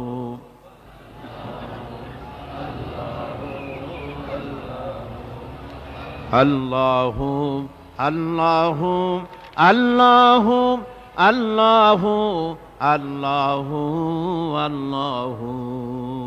যা সেই পৃথিবীতে আকাশে জমিনে সব আমার তাসবিহ পড়ছে, আমার জিকির করছে। ওহু আল আজিজুল হাকিম। আর আল্লাহ হচ্ছেন সর্বজয়ী। তিনি এমন যে তার হুকুম না মেনে তিনি হচ্ছেন অপ্রতিরোধ্য শক্তি। তার শক্তির মোকাবেলা কারো করার কোনো ক্ষমতা নাই। অপ্রতিরোধ্য ক্ষমতা তার, প্রচন্ড ক্ষমতার মালিক তিনি। আর হাকিম, সুবিজ্ঞানী, মহাবিজ্ঞানী, সুবিজ্ঞ, মহাবিজ্ঞ। তার অর্থ হচ্ছে আজিজ, আজিজ এবং হাকিম। আজিজ হচ্ছে অপ্রতিরোধ্য সর্বজয়ী ক্ষমতা। তো এই ক্ষমতার সাথে হাকিম শব্দ আল্লাহ জুড়ে দিয়েছেন, অর্থাৎ একথা বোঝার জন্য সুযোগ না থাকে যে তিনি অপ্রতিরোধ্য ক্ষমতাসীন হয়ে তিনি বোধহয় মানুষের উপরে জুলম করেন। আল্লাহ পাক বলেছেন আমাল্লাহু বিযাল্লামিল লিল আবিদ, আমি বান্দার উপরে, আল্লাহ পাক বান্দার উপরে জুলুম করেন না। হাকিম, তিনি মহাবিজ্ঞানী। তার যা কিছু কাজ সব কিছুর মধ্যে রয়েছে এক বিচক্ষণতার দাবি। এরপরে আল্লাহ রাব্বুল আলামিন বলছেন ইয়া আইয়ুহাল্লাযীনা আমানু লিমা তাকুলুনা মা লা তাফআলুন। হে বিশ্বাসীরা, সেই কাজ কেন করো, সেই কথা কেন বলো তোমরা যে কাজ তোমরা করো না। কথার সাথে কাজের যাদের মিল নাই তাদেরকে কোরআনের পরিভাষায় কি বলা হয়েছে বলুন তো? কি বলা হয়েছে? মুনাফিক। জোরে বলেন, কি বলা হয়েছে? মুনাফিক বলা হয়েছে। অর্থাৎ ইসলাম, এখানে এই কথাটা, এই আয়াতটি খুবই গুরুত্বপূর্ণ। ভালো করে আপনাদেরকে কথা বুঝতে হবে। আমি আগেই বলেছি, শয়তানের ওয়াসওয়াসা থেকে পানাহ চাইতে, শয়তান যেন মাহফিল থেকে বের করে না দেয় এবং অন্য মনস্ক না করে সেদিকে লক্ষ্য রাখতে হবে। খুবই গুরুত্বপূর্ণ আলোচনা। কোরআনে কারিমে আল্লাহ পাক সূরাটি শুরু করেই বলছেন, হে বিশ্বাসীরা, তোমরা যারা ঈমান এনেছো শোনো, সেই কথা কেন বলো যে কাজ তোমরা করো না। আর আল্লাহর কাছে দারুণ বিরক্তিকর, ক্রোধ উদ্দীপক সেই কাজ যে তোমরা যা বলো তা তোমরা করো না। এতে আল্লাহ পাক দারুণ অসন্তুষ্ট হন। অর্থাৎ ইসলাম মানুষের কাছে দাবি করে পরিপূর্ণ আনুগত্যের। মুসলমানদের কাছে ইসলামের দাবি কি? আনুগত্য। বলুন তো কি দাবি? আমরা ইসলামের দাবি করেছি যে ভিত্তিতে, সেই ভিত্তিটা হচ্ছে লা ইলাহা ইল্লাল্লাহু মুহাম্মাদুর রাসূলুল্লাহ। জোরে সরে পড়েন, লা ইলাহা ইল্লাল্লাহ, লা ইলাহা ইল্লাল্লাহ, লা ইলাহা ইল্লাল্লাহু মুহাম্মাদুর রাসূলুল্লাহ। ইমানের দাবি হচ্ছে এক আল্লাহয় বিশ্বাসী হওয়া এবং আল্লাহর হুকুম ও হাকাম মেনে জীবনকে পরিচালনা করা। এটা হলো ইমানের দাবি। ইমানের দাবি এই নয় যে কলেমা পড়ে নামাজ রোজা করে হজ যাকাত করে চুপ করে বসে থাকবেন না। ইমানের দাবি হচ্ছে জীবনের সব ক্ষেত্রে হুকুম মানতে হবে। কার? জোরে কোন তো। শীতে আপনাদের গলা কি আড়ষ্ট হয়ে এসছে? তাহলে জোরে সরে বলেন, জীবনের সব ক্ষেত্রে আনুগত্য হবে কার? আল্লাহ সুবহানাহু ওয়া তাআলার আনুগত্য করতে হবে। এটা হলো ঈমানের দাবি। আল্লাহ এবং রাসূলের আনুগত্য করতে হবে জীবনের সকল ক্ষেত্রে। এই আনুগত্যশীল জনগোষ্ঠী যদি তৈরি হয়, তারাই ইসলাম প্রতিষ্ঠিত করতে পারবে জমিনের উপরে। দেখুন, সেনাবাহিনী যদি কমান্ডারের অর্ডার না মানে, কথা বুঝতে পেরেছেন? পুলিশ, বিডিআর, সেনাবাহিনী নিশ্চয়ই তাদের কমান্ডার আছে, আছে না? কমান্ডার আছে। কমান্ডারের হুকুম যদি তারা না মানে, কমান্ডারের অর্ডার যদি ফলো না করে, নিজেদের ইচ্ছে মতো যদি কাজ করতে থাকে, এমন সেনাবাহিনী দিয়ে দেশ রক্ষা সম্ভব? জোরে বলেন, সম্ভব? মোটেই সম্ভব নয়। কমান্ডারের কমান্ড মানে না, সিপা সালারের অর্ডার মানে না, এমন বাহিনী দিয়ে দেশের কোনো উন্নতি হওয়া সম্ভব নয়। দেশ ধ্বংসের পথে অগ্রসর হবে। অনুরূপভাবে রাজ্যের প্রজারা শাসনতন্ত্র অনুযায়ী, সংবিধান অনুযায়ী, দেশের আইন কানুন অনুযায়ী যদি তারা না চলে, দেশের আইন যদি জনগণ না মানে, তাহলে এমন জনগণ নিয়ে দেশ চালানো কি সম্ভব? সম্ভব? সম্ভব নয়। অনুরূপভাবে সরকারি অফিসের লোকেরা, মিল কল কারখানার লোকেরা যারা চাকুরিরত, তারা যদি চাকরি করতে গিয়ে যদি মিল কল কারখানার নিয়ম কানুন যদি না মানে, তাহলে তাদের দ্বারা এই কল কারখানা কি চলতে পারে? চলতে পারে না। তাই অনুরূপভাবে আপনাদেরকে কথাগুলি বুঝতে হবে যে সেনাবাহিনী যদি কমান্ডারের হুকুম না মানে, তারপরে দেশের লোকেরা যদি দেশের আইন না মানে, কলকারখানা এবং অফিসাদারের লোকেরা যদি তাদের আইন শৃঙ্খলা না মানে, তাহলে দেশ যেমন চলতে পারে না, অফিস যেমন চলতে পারে না, সেই সেনাবাহিনী দিয়ে দেশের যেমন কোনো উপকার হয় না। অনুরূপভাবে যে মুসলমানেরা দাবি করে যে আমরা এক আল্লাহ বিশ্বাস করেছি, অথচ আল্লাহ এবং তার রাসূলের হুকুম অনুযায়ী জীবনকে পরিচালনা করে না, এমন মুসলমানদের দিয়ে আল্লাহর দ্বীন প্রতিষ্ঠা হতে পারে না, কখনোই পারে না। সুতরাং ইমানের দাবি হলো আনুগত্য হবে সবটা কার? আল্লাহ রাব্বুল আলামিনের পরিপূর্ণ আনুগত্য হতে হবে আল্লাহ পাকের। দেখুন, মুনাফিক হচ্ছে কাফেরের চাইতেও নিকৃষ্ট। মুনাফিক কিসের চাইতে নিকৃষ্ট? কাফেরদের নামে সূরা নাজিল হয়েছে খুব বড় একটা, নাকি? কাফেরের নামে সূরা কতটুক? একেবারে ছোট্ট একটা সূরা। আর মুনাফিকদের নামে একেবারে 2 রুকুর মোটামুটি একটা বড় সূরা নাজিল হয়েছে। তাহলে এর দ্বারা কি বোঝা যায়? কাফেরের চাইতে মুনাফিক ক্ষতিকর এবং নিকৃষ্ট। ইসলামের সবচাইতে বেশি ক্ষতি করেছে কারা? মুনাফিকেরা। কারা করেছে? সেনবার উপায় নাই। মুনাফিক মুমিনের মতোই মাথায় টুপি দেয়, মুনাফিক মুমিনের মতোই মুখে দাড়ি রাখে, মুনাফিক মুমিনের মতোই মসজিদে যায়, মুনাফিক মুমিনের মতোই কালেমার দাবি করে, মুসলমানের দাবি করে। বলে কি আমরা কি মুসলমান না? এত বড় বড় কথা কোন আপনারা, আমরা বুঝি মুসলমান না? এইভাবে তারা দাবি করে। আর এইভাবে মুসলমানদের ভেতরে থেকে ইসলামের সবচাইতে বেশি ক্ষতি করেছে মুনাফিক। এখন আসুন, মুনাফিকদের পরিচয় আমাদের জানা দরকার। কোরআনে কারীম এবং হাদিস, কোরআন এবং হাদিসে মুনাফিকদের পরিচয় তুলে ধরা হয়েছে। এই নিফাক থেকে যেন আমরা বাঁচতে পারি, সেই জন্য কোরআনে কারীমের বিভিন্ন আয়াত থেকে এবং হাদিস থেকে আমি আপনাদের সামনে মুনাফিকদের চরিত্র সম্পর্কে তুলে ধরব। ফায়দা কি? ফায়দা এই হবে, ওই সব চরিত্র যদি আমাদের মাঝে থাকে তাহলে আমরা এর থেকে মুক্ত হতে পারবো, 1 নম্বর ফায়দা। আর 2 নম্বর ফায়দা, এই চরিত্র যাদের মাঝে আছে তাদেরকে আমরা চিনতে পারবো মুনাফিক বলে। ঠিক কিনা কর?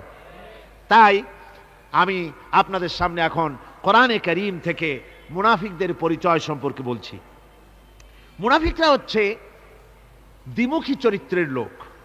তারা 2 গ্রুপকে খুশি করতে চায়, 2 গ্রুপের মানুষের কাছে ফায়দা লোটার জন্য 2 গ্রুপের সঙ্গে সম্পর্ক রাখে। ইসলাম বিরোধী যারা, তাদের সাথেও সম্পর্ক থাকে, আর ইসলাম যারা করে তাদের সাথেও সম্পর্ক রক্ষা করে। কোরআনে কারীম ওদের ব্যাপারে বলা হয়েছে, আল্লাহ রাব্বুল আলামিন বলেন, ফাইন কানা লাকুম ফাতহুম মিনাল্লাহি ক্বালু আলাম তাকুম মাআকুম। তোমাদের যদি ফাতহ হয়, তোমাদের যদি বিজয় হয়, মুসলমানদের যদি বিজয় হয়, তাহলে তারা মুসলমানদের কাছে গিয়ে বলে, আমরা কি আপনাদের সাথী ছিলাম না? আমরা তো আপনাদেরই লোক, আপনাদেরই লোক, সবসময় আপনাদের কাছে ঘুরেছি, চান্দা টান্দা দেওয়ার চেষ্টা করছি, আমরা তো আপনাদেরই লোক। আজকে আপনাদের বিজয় হয়েছে, এই বিজয়ে আমরাও শামিল। এভাবে করে মুসলমানদের বিজয় হলে তারা এগিয়ে আসে। আর যদি কাফেরদের জয় হয়, وَإِنْ كَانَ لِلْكَافِرِينَ نَصِيبٌ قَالُوا أَلَمْ نَسْتَحْوِذْ عَلَيْكُمْ। কাফেরদের যদি বিজয় হয় তাহলে কাফেরদের কাছে গিয়ে বলে, আমরা তো তোমাদের সাথীরই লোক, আর মুসলমানদের অত্যাচার থেকে বাঁচাবার জন্য তোমাদেরকে আমরা বড় চেষ্টা করেছি, মুসলমানেরা যাতে তোমাদের উপর অত্যাচার করতে না পারে সেজন্য রাত দিন আমরা পরিশ্রম করেছি, আমরা তোমাদের সাথীরই লোক। এই বলে 2 দিকে ফায়দা লুটতে চায়। ওদিকে আপনার মুসলমানদের কাছেও ফায়দা লুটতে চায়, আবার কাফেরদের বিজয় হলে সেখানেও তারা ফায়দা লুটতে চায়। মুনাফিকরা হলো সুবিধাবাদী। মুনাফিকরা কি? সুবিধাবাদী, সুবিধাবাদ জিন্দাবাদ, এই চরিত্রের লোক। সূরা তাওবার মধ্যে বলা হয়েছে, তাবুকের যুদ্ধে আল্লাহর নবী যখন মুসলমানদেরকে দাওয়াত দিলেন যুদ্ধে যাওয়ার জন্য, জিহাদে যাওয়ার জন্য, লোকেরা সব প্রস্তুতি নিল। মুনাফিকরা তখন গিয়ে রাসূলের কাছে আরজ করলেন। মুনাফিকরা বলল, হে আল্লাহর নবী, আমার কোমরে ব্যথা, কেউ বলল আমার মাথায় যন্ত্রণা, কেউ বলল আমার মেয়ের বিবাহ, কেউ বলল আমার ফসল পেকেছে, এই সময় যেতে পারবো না। নানান অজুহাত দিয়ে তারা যাওয়া থেকে বিরত রইল। আল্লাহ রাব্বুল আলামিন এদের চরিত্র সম্পর্কে কোরআনে কারীমের মধ্যে বলে দিলেন, লাউ কানা আরাদান করিবান ওয়া সাফারান কাসিদান লাত্তাবাউক ওয়ালাকিন বাউদাত আলাইহিমুশ শুক্কা। আল্লাহ পাক বলছেন, লাউ কানা আরাদান করিবান ওয়া সাফারান কাসিদান, যদি সফর হতো সহজ, সফরটা যদি, রাস্তাটা যদি সুগম হতো, আর ফায়দাটা যদি সহজলভ্য হতো, লাত্তাবাউক, তাহলে অবশ্যই এই লোকেরা আপনার অনুসরণ করত। যেহেতু পথ খুব কঠিন, শত শত মাইল যেতে হবে মদিনা থেকে তাবুকের প্রান্তরে, বহুত কষ্ট, উট আছে, ঘোড়া আছে, আবার অনেকের নাই, পায়ে হেঁটে যেতে হবে, খাবার আছে, আবার অনেকের কাছে নাই, খেতে কষ্ট হবে, যেতে কষ্ট হবে, পথে কষ্ট হবে, রৌদ্রে কষ্ট হবে, এই সব কষ্ট। আর ফায়দা খুব তাড়াতাড়ি জিততে পারবো তাও তো এখানে ধারণা নাই। মুনাফিকরা বলেছে, মুসলমানরা যখন জিহাদে যাচ্ছে বলেছে, যাও এরা মক্কার কুরাইশ না, রোমকদের সাথে লড়াই হবে, টের পাবা রোমকরা ঝুলাইয়া পিটাইয়া জনমের যুদ্ধের স্বাদ মিটাইয়া দেবে। এইভাবে করে মুসলমানদেরকে ভয় দেখিয়েছে, নিজেরাও যায় নাই, ওদেরকেও বাধা দিয়েছে।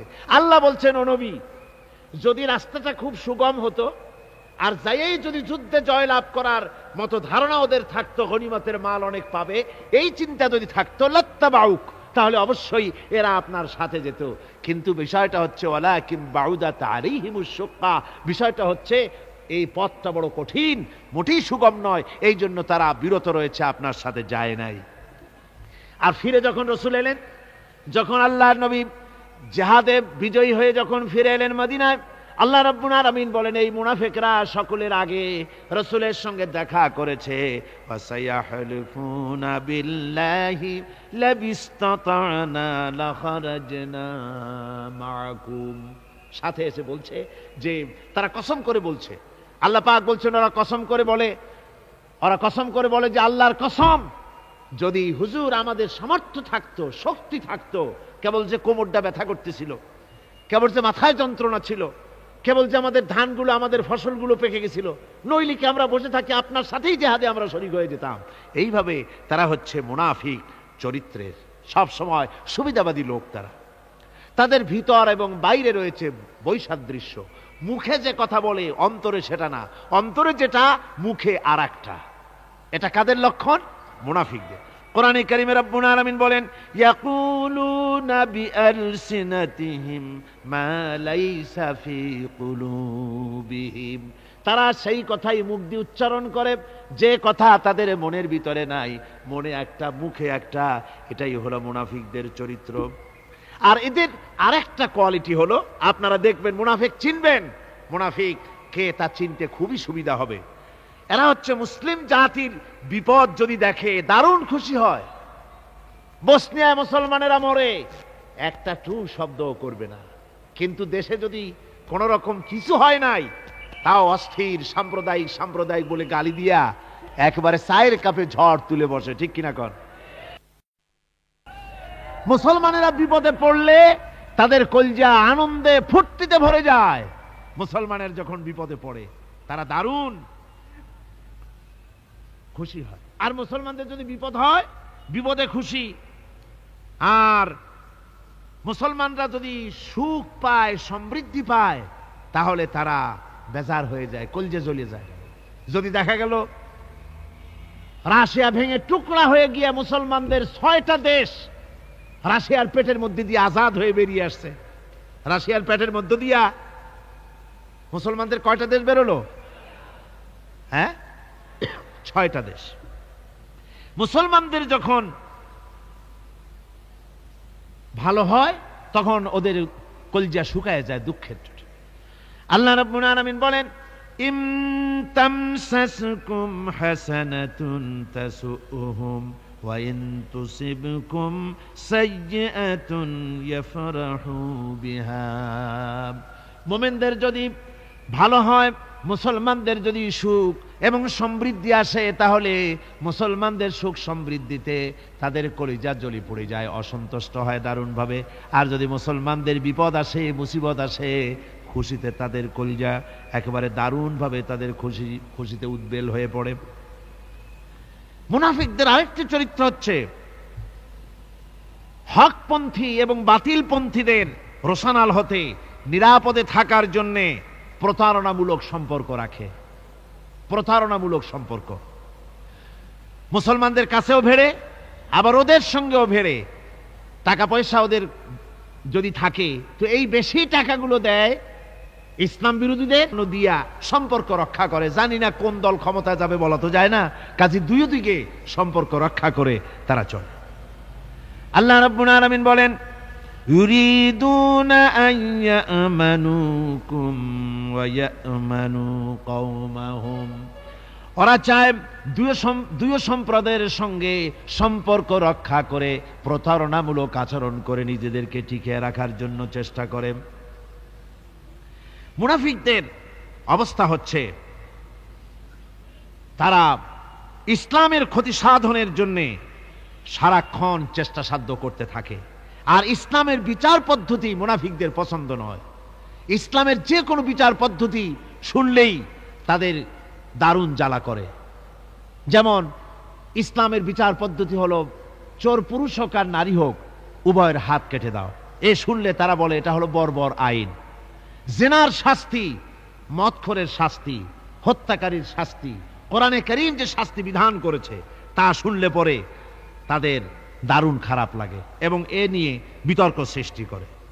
কোরআনে কারীম আল্লাহ পাক এই চরিত্র সম্পর্কে বলেছেন, ইউরিদুনা আন ইয়াতাহাকামু ইলাত তাগুত, তারা শয়তানের আইনকে প্রতিষ্ঠিত করতে চায়, অর্থাৎ আল্লাহর আইন বিদায় করে দিয়ে মানুষের তৈরি করা মতবাদকে প্রতিষ্ঠিত করার জন্য তারা চেষ্টা চালায়।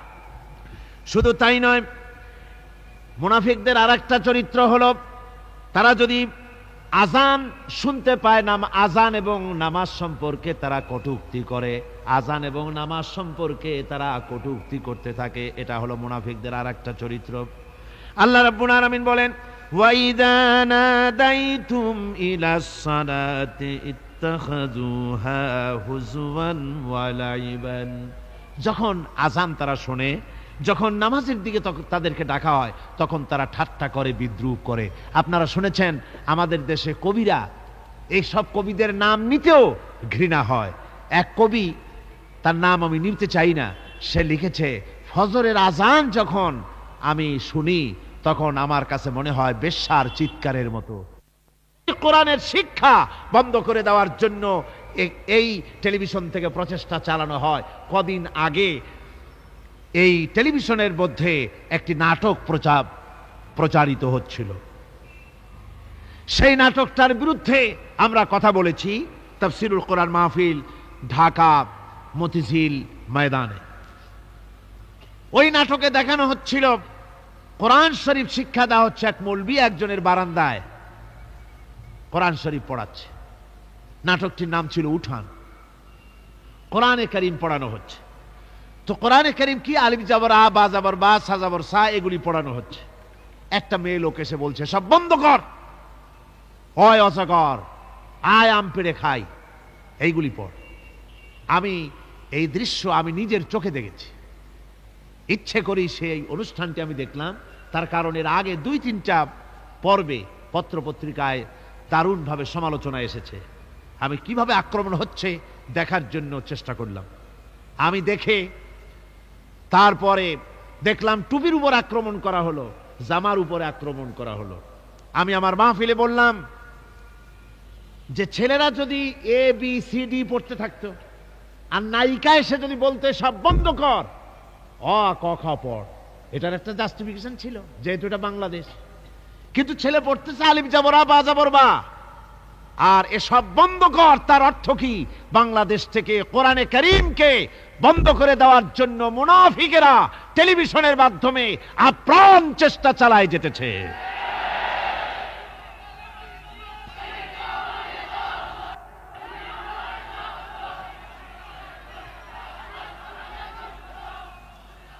আমরা সেইখানে আমরা দাবি করলাম গভর্নমেন্টের কাছে, সেদিন যারা এসবিআই, বিএনএসআই, ডিএফআই যারা আসছিলেন, আমি সকলের কাছে বললাম যে আল্লাহর কাছে আপনারা দায়ী হয়ে যাবেন যদি আপনারা আমাদের এই বক্তব্য সরকারের কানে না পৌঁছান। কোরআনে কারীম বন্ধ করার ষড়যন্ত্র, মুসলমানদেরকে গাল দেওয়া, আর মুসলমানদের উপরে কলকাতার প্রভুত্ব প্রতিষ্ঠার জন্য এই নাটক লেখা হয়েছে। এটা যদি বন্ধ করা না হয় মুসলমানেরা টিভি ভবন ঘেরাও করবে।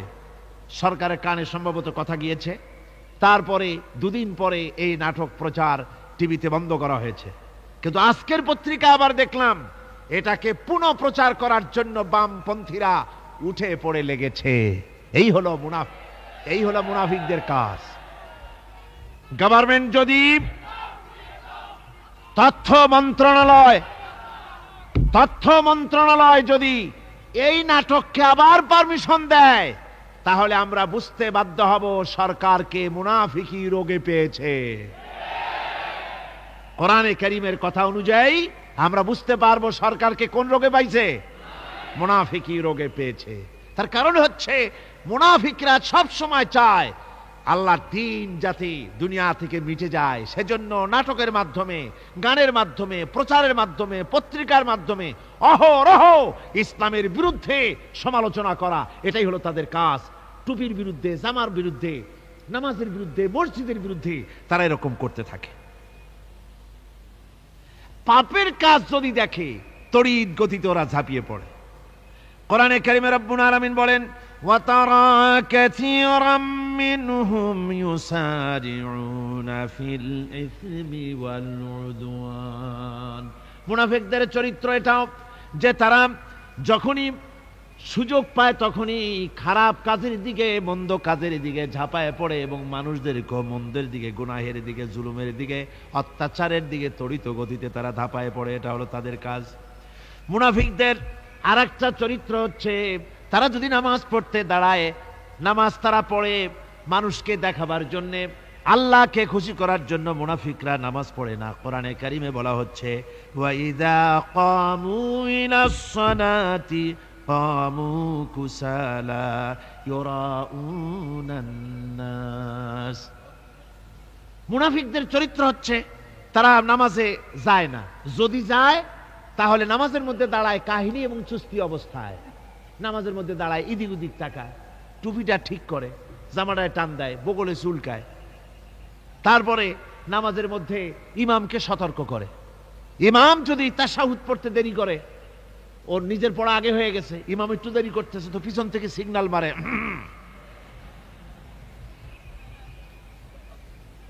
এগুলি নামাজ হচ্ছে, আল্লাহ পাক বলছেন ইউরাউনান নাস, এরা মানুষকে দেখাবার জন্য নামাজ পড়ে, এগুলি আসল নামাজ নয়, এগুলি আসল নামাজ নয়, আল্লাহকে সন্তুষ্ট করার জন্য নয়, এগুলি মানুষকে দেখাবার জন্য তারা নামাজ পড়ে। আমার ভাইরা, ইসলামের চরিত্রগুলি, কাজগুলি তারা করতে চায় না। সব সময়ের জন্য ইসলামের সঙ্গে বিরোধিতা করা এবং ইসলামের অপব্যাখ্যা করা, এগুলি হচ্ছে এই মুনাফিকদের চরিত্র, মুনাফিকদের কাজ। মুনাফিকরা চিরটা কাল এভাবে মুসলমানদের সঙ্গে খারাপ ব্যবহার করে এসছে এবং নিজেরা জাহান্নামের পথকে এভাবে তারা করে নিয়েছে। মুনাফিকদের আরেকটি চরিত্র হচ্ছে জিহাদের নাম শুনলে তাদের কলিজা কেঁপে ওঠে। বুঝলেন? কই যে আপনারা জিহাদ করেন কেন? এমনি সহজ পথে কলেমা পড়িয়া অল্পের মধ্যে বেহেশতে যাওয়া যায়, এরকম একটু দোয়া টোয়া শিখান মুসলমানদেরকে। আমাদের কাছে মাঝে মধ্যে আসে, কয় যে মুনাফিক তো সহজে চেনা যায় না, কয় যে হুজুর এই যে বারবার জিহাদ, এই মারামারি, এই ঠ্যাঙ্গি এগুলি আছে নাকি ইসলামের মধ্যে? কোথায় আছে যে মারামারি করা লাগবে, তারপরে মিছিল করা লাগবে, ধর্মঘট করা লাগবে, এ ধরনের জিহাদে অংশ নিতে হবে? এগুলি কি? এগুলি বাদ দিয়া সহজভাবে, শান্তভাবে যাতে করা যায়, অল্প অল্প ছোট ছোট দোয়া শিক্ষা দেন যাতে করে সহজে বেহেশতে চলে যাওয়া যায়। আমি বলছি ভাই, রাসূলুল্লাহ এরকম আমাদের শিখান নাই যে এরকমের সোরাগলি বেহেশতে যাওয়ার জন্য আবিষ্কার করে দেব, ছোট্ট একটা দোয়া পড়বেন আর আপনি বেহেশত আপনার মামুবাড়ির বারান্দা যাই কলা খাওয়া শুরু করলেন। এত সহজে বিষয়টা আসবে না, বিষয়টা খুবই কঠিন। আল্লাহ রাব্বুল আলামিন বলেন, মুনাফিকদের চরিত্র হলো জিহাদের নাম যখন তারা শোনে, জিহাদের নাম শোনা মাত্রই তাদের কলিজা কেঁপে ওঠে।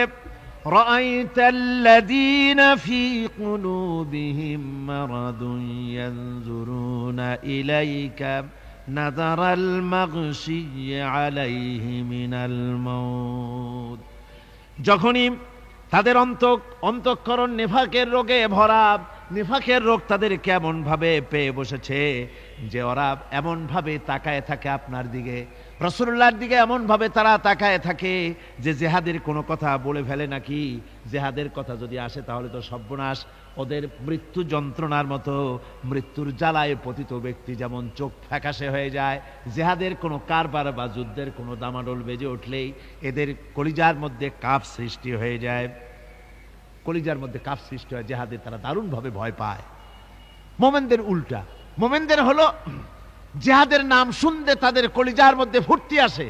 তার কারণ হচ্ছে জিহাদের ময়দান হচ্ছে এমন এক ময়দান, আল জান্নাতু তাহতা জিলালিস সায়ুফ, বেহেশত হচ্ছে তরবারির ছায়াতলে। এই রাস্তায় যদি মরতে পারি, জীবনে তো বহুত গুনাহ করছি, বেহেশতে যেতে পারবো কিনা আল্লাহই জানে, কিন্তু এই একটা পথ, এইখানে যদি জানটা দিতে পারি বিনা হিসাবে আল্লাহর জান্নাতে চলে যেতে পারবো। আর শাহাদাতের মত হচ্ছে পিঁপড়ায় কাটার যন্ত্রণার চাইতে বেশি কিছু না। মোমেনদের দিলের জন্য খুশি হয়, আর ওদের দিল দারুণ কষ্ট তারা পেতে থাকে। এদের অবস্থা হচ্ছে যেখানে দ্বীনের কথা হয় সেখানে তারা চুপ করে বসে কথা শোনে, আর যখন দ্বীন ইসলামী আন্দোলনের কথা আসে, জিহাদের কথা আসে, তখন তারা খুব ভয় পায়া এদিক ওদিক তাকায়। কোরআনে কারিমে ওদের এই চরিত্র সম্পর্কে বলা হয়েছে, وَإِذَا مَا أُنزِلَتْ سُورَةٌ نَظَرَ بَعْضُهُمْ إِلَى بَعْضٍ هَلْ يَرَاكُمْ مِنْ أَحَدٍ ثُمَّ انصَرَفُوا। এরা কোরআনের আয়াত যখন নাজিল হয় তখন একজন আরেকজনের দিকে তাকাতাকি করে, কি জানি আমাদের ব্যাপারে কোনো আয়াত নাজিল হয়ে পড়ে নাকি, অথবা জিহাদের ব্যাপারে কোনো আয়াত নাজিল হয়ে পড়ে নাকি। কেউ দেখে নাকি এই সব এদিক ওদিক তাকাইয়া আসতে এই জায়গা থেকে কেটে পড়ে, যে আমাদের চরিত্রই তো বর্ণনা করা হচ্ছে, কাজী এখন আর বসা ঠিক না, আস্তে করে কেটে পড়ার জন্য চেষ্টা করে। এটা হলো মুনাফিকদের আর একটা চরিত্র। এরা এইভাবে করে নিজেদের চরিত্রকে প্রকাশ করে ধরা পড়ে, এবং ইসলামের সবচাইতে মারাত্মক ক্ষতি এই মুনাফিকরা চিরকাল করেছে। আল্লাহ রাব্বুল আলামিন বলেন, মুনাফিকদের ব্যাপারে মুসলমানদের বিপদ হলে তারা দারুণভাবে খুশি হয়, আর মুনাফিকদের চরিত্র মুসলমানদের উপকার হলে, ভালো হলে তারা দারুণভাবে অসন্তুষ্ট হয়ে যায়। যখন আর আল্লাহ মুমিনদেরকে সান্ত্বনা দেন, মুমিনদেরকে আল্লাহ পাক সান্ত্বনা দিচ্ছেন মুনাফিকদের ব্যাপারে, কুল লা ইউসিবানা ইল্লা মা কাতাবাল্লাহু লানা হুয়া মাওলানা ওয়া আলাল্লাহি ফালিয়াতাওয়াক্কালিল মুমিনুন। মুনাফিকদের শোনায় দাও। মুমিনদেরকে বলা হচ্ছে তোমরা মুনাফিকদের শোনাও যে তোমরা যে আমাদের ব্যাপারে খুশি হচ্ছ, যে আমাদের বিপদ দেখা, আমাদের চতুর্দিক থেকে বিপদ, মুসলমানদের আর চতুর্দিক থেকে কি বিপদ, এই বিপদ দেখে তোমরা দারুণ খুশি যে মুসলমানেরা এইবার মার খাচ্ছে, ইসলামী আন্দোলন আর কোমর সোজা করে দাঁড়াতে পারবে না, এইবার শেষ, বুদ্ধি করিয়া যে ষড়যন্ত্রের জালে আটকায় দিছি আর মুক্তি হবে না। এই যে তারা খুশি। আল্লাহ রাব্বুল আলামিন বলেন, মুমিনেরা তোমাদের ঘাবড়াবার কোনো কারণ নাই, তোমরা বলে দাও কুল লা ইউসিবানা ইল্লা মা কাতাবাল্লাহু লানা, তোমরা শোনায় দাও যে আমাদের কিছুই হয় না, আমাদের শুধু তাই হয় যা আল্লাহ রাব্বুল আলামিন আমাদের জন্য লিখে রেখেছেন। আমাদের তাকদীরে যেটা আছে ওটাই হবে, এর থেকে বেশি কিছুই হবে না। তিনি আমাদের মাওলা, তিনি আমাদের মনিব, তিনি আমাদের প্রভু, আর সমস্ত মুমিনদের উচিত সে আল্লাহর উপরই নির্ভর করা। তবে তোমরা জেনে রাখো, তোমরা আমাদের জন্য যে জিনিসের অপেক্ষা করছো, কুল হাল তারাব্বাসুনা বিনা ইল্লা ইহদাইল হুসনাইন, তোমরা আমাদের জন্য যে জিনিসের অপেক্ষা করতেছো, আল্লাহ বলছেন মুমিনেরা তোমরা বলো, তোমরা মুনাফিকদের বলো যে আমাদের ব্যাপারে তোমরা যে জিনিসের অপেক্ষা করছো তার দুটি ভালোর একটি ছাড়া কি, অর্থাৎ তোমরা আমাদের জন্য অপেক্ষা করতেছো আমরা যেন মরে যাই, আমরা যেন শেকস্ত খাই। তো আমরা যদি পৃথিবীতে মরে যাই তাহলে তো আমরা শহীদ হয়ে গেলাম, আর আমরা যদি বেঁচে থাকলাম তো আমরা তো গাজী হয়ে গেলাম। আমাদের ওই যে হাতি মরার মতো আর বাঁচার মতো, হাতি মরলেও লাখ টাকা, বাঁচলেও লাখ টাকা, আমরা মরলে গাজী, বাঁচলে কি শহীদ, কোন দিক দিয়ে আমাদের ঠগ নাই। সুতরাং তোমরা আমাদের জন্য যে জিনিস অপেক্ষা করো তার দুটো ভালোর একটি ছাড়া কি।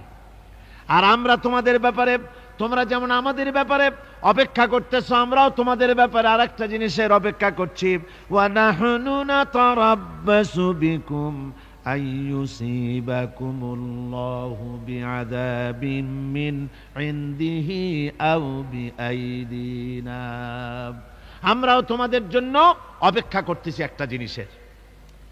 তোমরা আমাদের জন্য দুটি জিনিস অপেক্ষা করো, আমরাও তোমাদের জন্য দুটি জিনিস অপেক্ষা করছি। তা হচ্ছে তোমাদের শাস্তিটা আল্লাহ নিজে দিবেন না আমাদের হাত দিয়ে দেওয়াবেন, আমরা সেইটার অপেক্ষা করতেছি। ফাতারাব্বাসু ইন্না মাআকুম মুতারাব্বিসুন, সুতরাং তোমরা অপেক্ষা করতে থাকো, আমরা অপেক্ষা করতে থাকি। ব্যাপারটা কোথায় গিয়ে দাঁড়ায় আসো আমরা সকলে তা লক্ষ্য করি। সুতরাং এই মুনাফিকদের এই হচ্ছে চরিত্র, চিরকাল ইসলামের সঙ্গে বিরোধিতা করা, মুসলমানদের সাথে ঠাট্টা বিদ্রুপ করা, এটাই হচ্ছে তাদের চরিত্র। এই চরিত্র দিয়েই তারা ইসলামকে চিরকাল ক্ষতিগ্রস্ত করে এসেছে। রাসূল পাক সাল্লাল্লাহু আলাইহি ওয়াসাল্লাম এই মুনাফিকদের সম্পর্কে বলেছেন যে মুনাফিকরা হচ্ছে ইদা হাদা গাদারা, যখন তারা ওয়াদা করে সে ওয়াদাকে তারা খেলাফ করে, এটা হচ্ছে মুনাফিকদের একটা চরিত্র। তারপরে তাদের কাছে কোনো জিনিস আমানত রাখলে ইদা উতুমিনা খানা, যখন আমানত রাখা হয় সে আমানতের তারা খেয়ানত করে। তারপরে যখন তারা ঝগড়ায় লিপ্ত হয় তখন তারা পরস্পরকে গালাগালি করে। আর যদি তারা কথা বলে কথার মধ্যে কথায় কথায় তারা মিথ্যে কথা বলে। এই হচ্ছে মুনাফিকদের চরিত্র। এরপরে মুনাফিকরা শুধু রুজি রুটি আর পেট নিয়েই তারা ব্যস্ত থাকে। মুনাফিকদের এই চরিত্র কোরআন এবং হাদিসে আল্লাহ রাব্বুল আলামিন স্পষ্ট করে মানুষের সামনে তুলে ধরেছেন, যাতে করে আমরা মুনাফিকি চরিত্র থেকে রক্ষা পেতে পারি। এই মুনাফিকদের সম্পর্কে সর্বশেষ কথা, আল্লাহ রাব্বুল আলামিন যেহেতু মুনাফিকরা ইসলামের সবচাইতে বেশি ক্ষতি করেছে, সেই জন্য আল্লাহ রাব্বুল আলামিন নবীকে বলেছেন যে আপনি যদি এদের ব্যাপারে ইস্তাগফির লাহুম আও লা তাস্তাগফির লাহুম ইন তাস্তাগফির লাহুম ৭০ মাররাতান ফালান ইয়াগফিরাল্লাহু লাহুম, আপনি যদি এদের জন্য ক্ষমা চান, আর ক্ষমা আপনি নাই চান, এমনকি ৭০ বারও যদি আপনি মুনাফিকদের জন্য আমি আল্লাহর কাছে ক্ষমা প্রার্থনা করেন, আমি আল্লাহ রব্বুল আলামিন মুনাফিকদেরকে ক্ষমা করে দেব না। মুনাফিক হচ্ছে চরমভাবে ক্ষতিগ্রস্ত, দুনিয়াও ক্ষতিগ্রস্ত হবে, আখিরাতেও তারা ক্ষতিগ্রস্ত হবে। আল্লাহ পাকের কত বড় কথা যে কিয়ামত পর্যন্ত মুনাফিকদের জন্য হুজুর সাল্লাল্লাহু আলাইহি ওয়াসাল্লামকে বলা হচ্ছে যে ৭০ বারও যদি তাদের জন্য আপনি আমার কাছে ক্ষমা চান, আমি মুনাফিকদেরকে কখনো ক্ষমা করব না। সুতরাং আমাদেরকে বুঝতে হবে মুনাফিকি চরিত্র সবচাইতে নিকৃষ্ট চরিত্র, আর এই চরিত্রে আল্লাহ পাক সবচাইতে বেশি অসন্তুষ্ট হন।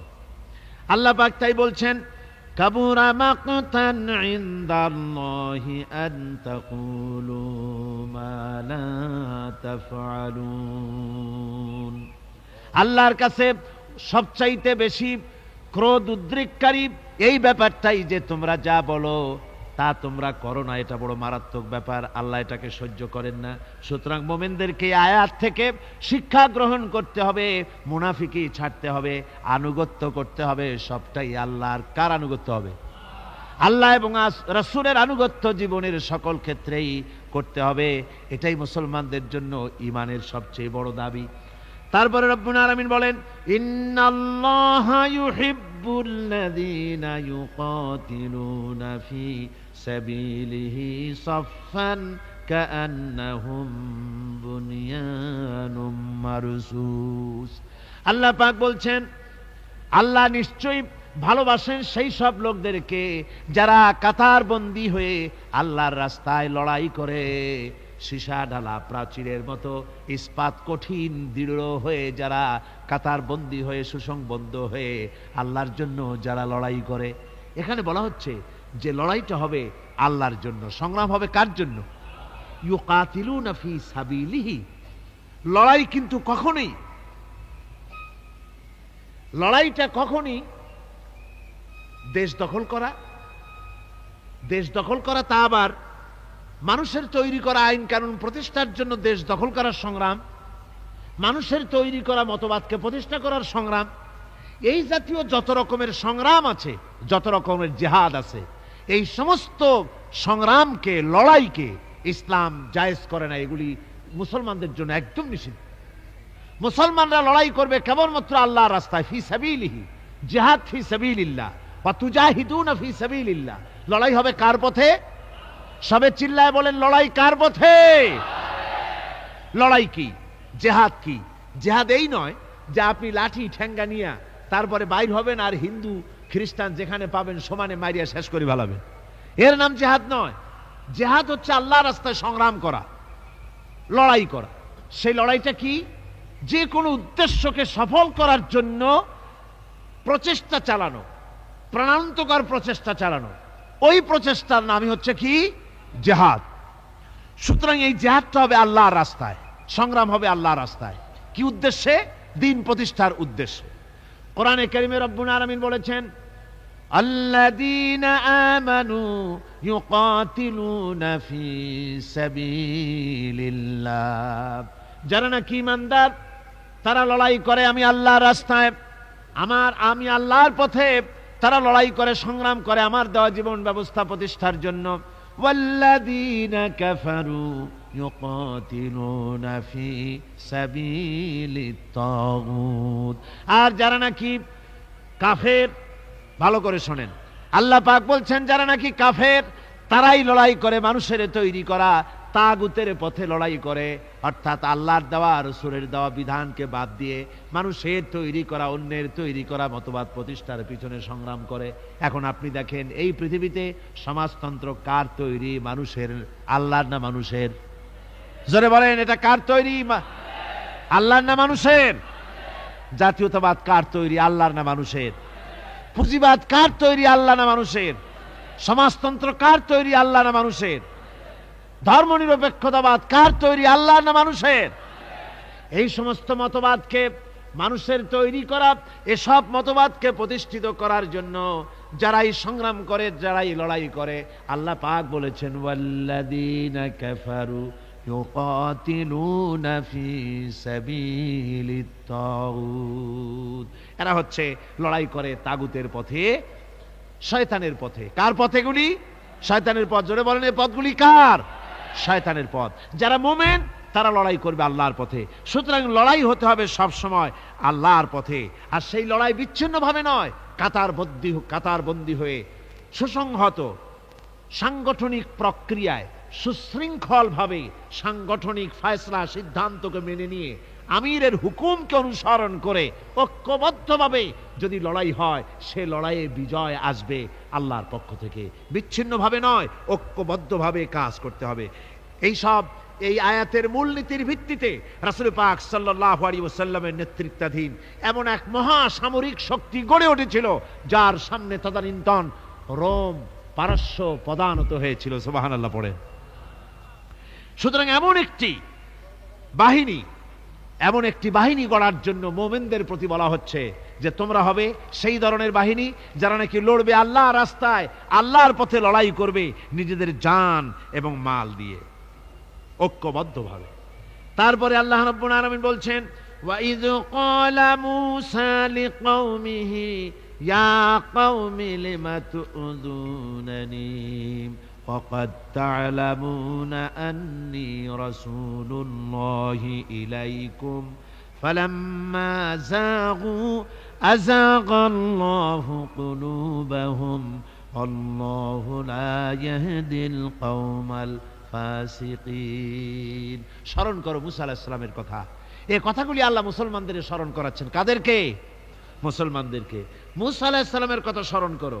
তিনি তার কওমদেরকে বললেন, হে কওম, হে আমার জাতি, তোমরা কেন আমাকে উৎপীড়িত করছো, কেন আমাকে কষ্ট দিচ্ছ? ওয়াকাদ তা'লামুনা আন্নী রাসূলুল্লাহি ইলাইকুম, আর একথা তোমরা ভালো করেই জানো যে আমি তোমাদের জন্য রাসূল হয়ে এসেছি আল্লাহর পক্ষ থেকে।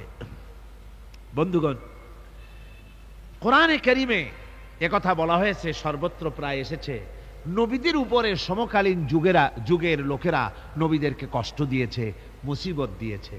কারণ কি? নবীদের স্বভাব খারাপ ছিল, তাই নাকি? নাউযুবিল্লাহি মিন যালিক। নবীরা স্বভাব চরিত্রের দিক থেকে সর্বশ্রেষ্ঠ। নবীদের জন্য সমকালীন লোকেরা খেপলো কেন? খেপেছে একটাই কারণ ছিল। নবীদের বিরুদ্ধে খেপার একটি কারণ, তা হচ্ছে নবীরা দুনিয়ার মানুষের সামনে বলেছেন, ইয়া কওমি ইবুদুল্লাহা মা লাকুম মিন ইলাহিন গায়রু। নবীরা দাওয়াত দিয়েছেন, ও আমার কওম, ও আমার জাতি, এক আল্লাহ ছাড়া কারো গোলামি করা যাবে না, কারো আনুগত্য করো না, দাসত্ব করো, গোলামি করো একমাত্র আল্লাহ রাব্বুল আলামিনের। অন্য আয়াতে এসেছে, আল্লাহ পাক বলেছেন, ওয়ালাকাদ বা'আসনা ফি কুল্লি উম্মাতির রাসূলা আন ইবুদুল্লাহা ওয়াজতানিবুত তাগুত। আমি এমন কোন জাতি নাই, এমন কোন দল নাই যাদের জন্য নবী প্রেরণ করি নাই। নবীরা গিয়া তাদেরকে বলেছেন এক আল্লাহর গোলামি করো আর মানুষের দাসত্ব, তাগুতের গোলামি বর্জন করো, আল্লাহর গোলামি করো। এই কথা বলার সঙ্গে সঙ্গে তাগুত খেপে গেছে। কে খেপে গেছে? কে খেপেছে? তাগুত সহ্য করতে পারে নাই। তাগুত বলা হয় সেই শক্তিকে, যে শক্তি নিজে শুধু আল্লাহর আইন অমান্য করে বসে থাকে না, অন্যদেরকেও আল্লাহর আইন অমান্য করতে বাধ্য করে। ওরাই খেপে গেল। ওরা খেপে মার আরম্ভ করে দিল। হযরতে মুসা আলাইহিস সালাম মার খেয়েছেন। হযরতে মুসা আলাইহিস সালাম, হযরতে ঈসা আলাইহিস সালাম, ইব্রাহিম আলাইহিস সালাম, নূহ আলাইহিস সালাম, এমন কোন পয়গম্বর আছেন যিনি মার খান নাই? কোরআনে কারীম বলা হচ্ছে, ইয়া হাসরাতান আলাল ইবাদ মা ইয়াতিহিম মির রাসূলিন ইল্লা কানু বিহি ইয়াস্তাহজিউন। আফসোস বান্দার উপরে, এমন একজন রাসূলও পাঠাই নাই যার সঙ্গে সমকালীন যুগের লোকেরা ঠাট্টা করে নাই, বিদ্রুপ করে নাই, পাগল বলে নাই। এমন একজনও পাঠাই নাই। যাকেই পাঠিয়েছি তার সাথে সমকালীন লোকেরা ঝগড়া বিবাদ করেছে, মারধর করেছে, অত্যাচার করেছে। বিশ্বকবি, কবি সম্রাট আল্লামা ইকবাল রহমতুল্লাহ আলাইহি বলেছেন, সতীজা কা রহা হ্যাঁ আজল সে তায়ম রোজ, सतेजा का रहा है असल से तायम रोज, चरागे मुस्तफावी से शरारे बुलहबीज। मुस्तफार दीप शिखार शाखे, मुस्तफार दीप शिखार साथे আবু লাহাবের অগ্নিস্ফুলিঙ্গের সংঘর্ষ চলে এসেছে। আবহমান কাল থেকে শুরু হয়েছে, আজও চলছে, কিয়ামত পর্যন্ত চলতে থাকবে। তবে কিনা আবু জেহেলের, আবু লাহাবের অগ্নিস্ফুলিঙ্গ নির্বাপিত হয়ে যাবে, আর মুস্তাফা সাল্লাল্লাহু আলাইহি ওয়াসাল্লামের দীপ শিখা জ্বলতেই থাকবে, নিভে যাবে না। সুবহানাল্লাহ পড়ে, নিভে যাবে না। কারণ হচ্ছে আল্লাহ পাক বলেছেন, ইউরিদুনা লিইউতফিউ নূরাল্লাহি বিআফওয়াহিহিম ওয়াল্লাহু মুতিম্মু নূরিহি ওয়ালাউ কারিহাল কাফিরুন। কাফের বেঈমানেরা চায় মুখের ফু দিয়ে আমার আলোকে নির্বাপিত করে দেবে, আমার দ্বীনকে দুনিয়া থেকে মিটিয়ে দেবে। আল্লাহ পাক বলেন, আমি আমার দ্বীনকে পূর্ণতা দান করব, জাঁকজমকের সাথে আমার দ্বীন দুনিয়ার বুকে প্রতিষ্ঠিত হবে। তাতে কাফেরদের কলিজার ভিতরে যতই জ্বালা যন্ত্রণা হোক না কেন, ওদের মনে যত কষ্ট হোক, ইসলাম প্রতিষ্ঠিত হবে। আল্লাহ বলেছেন। কে বলেছেন? আল্লাহ পাক। আমি আমার দ্বীনকে পূর্ণতা দান করব। সুতরাং কাফেররা বাধা দিল নবীদের। কারা বাধা দিল? কাফেররা। যারা বাধা দিল তারা সংখ্যায় 3 শ্রেণী। কয় শ্রেণী? ভালো করে মনে রাখেন। বর্তমানে তারা আর নাই। জি, বর্তমানেও আছে, ভবিষ্যতেও থাকবে। 3 শ্রেণীর লোকেরাই বাধা দিয়েছে, বর্তমানেও দিচ্ছে, ভবিষ্যতেও দিবে। এই 3 শ্রেণীর প্রথম শ্রেণী হলো রাষ্ট্রশক্তি। রাষ্ট্রশক্তি বাধা দিল কেন? কেন বাধা দিল? রাষ্ট্রশক্তি যেমন ফেরাউন, রাষ্ট্রশক্তি নমরুদ, রাষ্ট্রশক্তি হচ্ছে আবু জেহেল, আবু লাহাব, আবু সুফিয়ান, উতবা, শাইবা, মুগীরা, এরা বাধা দিল। রাষ্ট্রশক্তি বাধা দিল। বাধা দেওয়ার কারণ হলো রাসূলুল্লাহ বলেছেন, নবীরা বলেছেন, তারা বলেছেন সবাই, ইয়া কওমি ইবুদুল্লাহ মা লাকুম মিন ইলাহিন গায়রু। নবীজি বলেছেন, ইয়া আইয়ুহান নাস কুলু লা ইলাহা ইল্লাল্লাহ তুফলিহুন। ও মানব সকল, ঘোষণা করে দাও, কোনো ইলাহ নাই, কোনো আইনদাতা নাই, কোনো বিধানদাতা নাই, আল্লাহ ছাড়া করো উপাস্য নাই, মাবুদ নাই। এই কথাগুলি যখন নবীরা বলেছেন, তখন সমকালীন রাষ্ট্রশক্তি বুঝতে পেরেছে আমাদের মাতবাড়ি তো আর চলবে না, মাতবাড়ি শেষ। যদি লা ইলাহা ইল্লাল্লাহ হয় তাহলে তো আমরা থাকি না। কারা থাকে না? রাষ্ট্রশক্তি। কারা থাকে না? কোন? আমি আপনাদের কাছে যে মাঝে মধ্যে কথা জিজ্ঞেস করি, আপনারা কি তাতে বেজার হন নাকি? জিজ্ঞেস করি এই জন্যে যাতে আপনাদের কথাগুলি মনে থাকে। রাষ্ট্রশক্তি বাধা দিল এই কারণেই যে আমরা তো তাহলে আর থাকি না। লা ইলাহা, কোনো ইলাহ নাই, কোনো আইনদাতা নাই, কোনো বিধানদাতা নাই, কোনো শাসনকর্তা নাই, কেউ নাই আল্লাহ ছাড়া, একমাত্র আইন চলবে আল্লাহর। তাহলে আমরা লাগি কোন কাজে? আমাদের তো নেতৃত্ব থাকবে না, আমাদের মাতবাড়ি থাকবে না, আমাদের আইন চলবে না, আমরা তো বেকার হয়ে যাব। সুতরাং এইটাকে বন্ধ করতে হবে, এটাকে বন্ধ করতে হবে, এটা বন্ধ করতে হবে।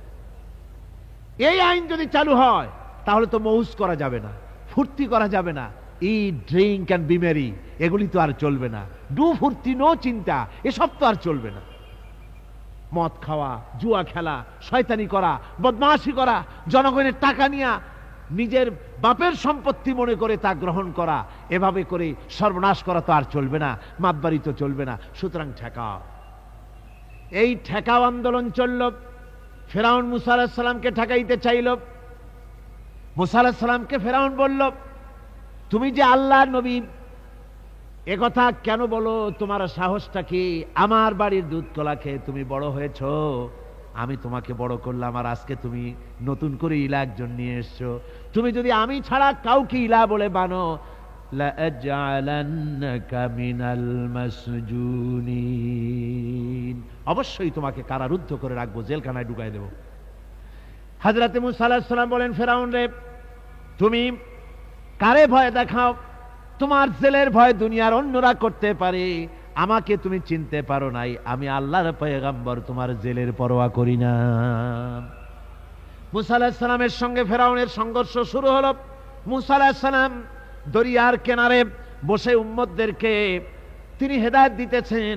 এমন সময় ফেরাউন তার দলবল নিয়ে এসেছে, তিন দিক থেকে ঘেরাও করেছে, পালাবার কোনো রাস্তা নাই।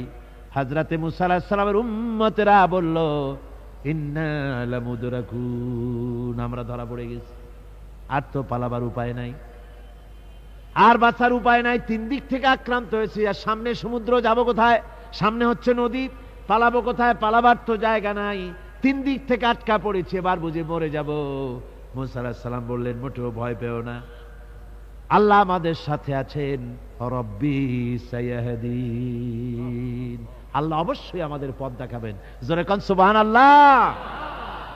মুমিনদের ভয় পাওয়ার কোনো কারণ আছে নাকি? দেখেন কি ঈমান, তিন দিক থেকে আক্রান্ত, পালাবার রাস্তা নাই।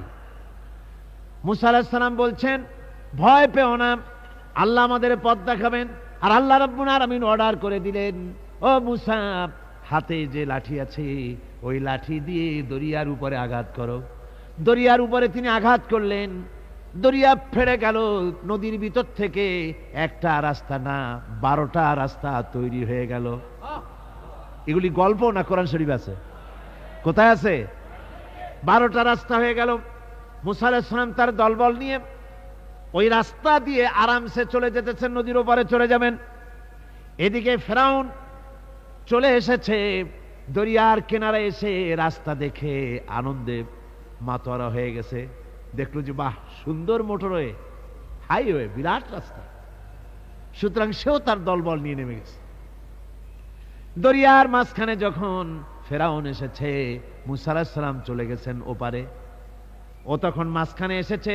আল্লাহ রাব্বুল আলামিন পানির প্রতি অর্ডার করলেন, রাস্তা বন্ধ করে দে। রাস্তা হয়েছিল কার হুকুমে? আল্লাহ বলে দিলেন রাস্তা বন্ধ করে দে। এ পর্যন্ত বলার কোনো দরকার নাই।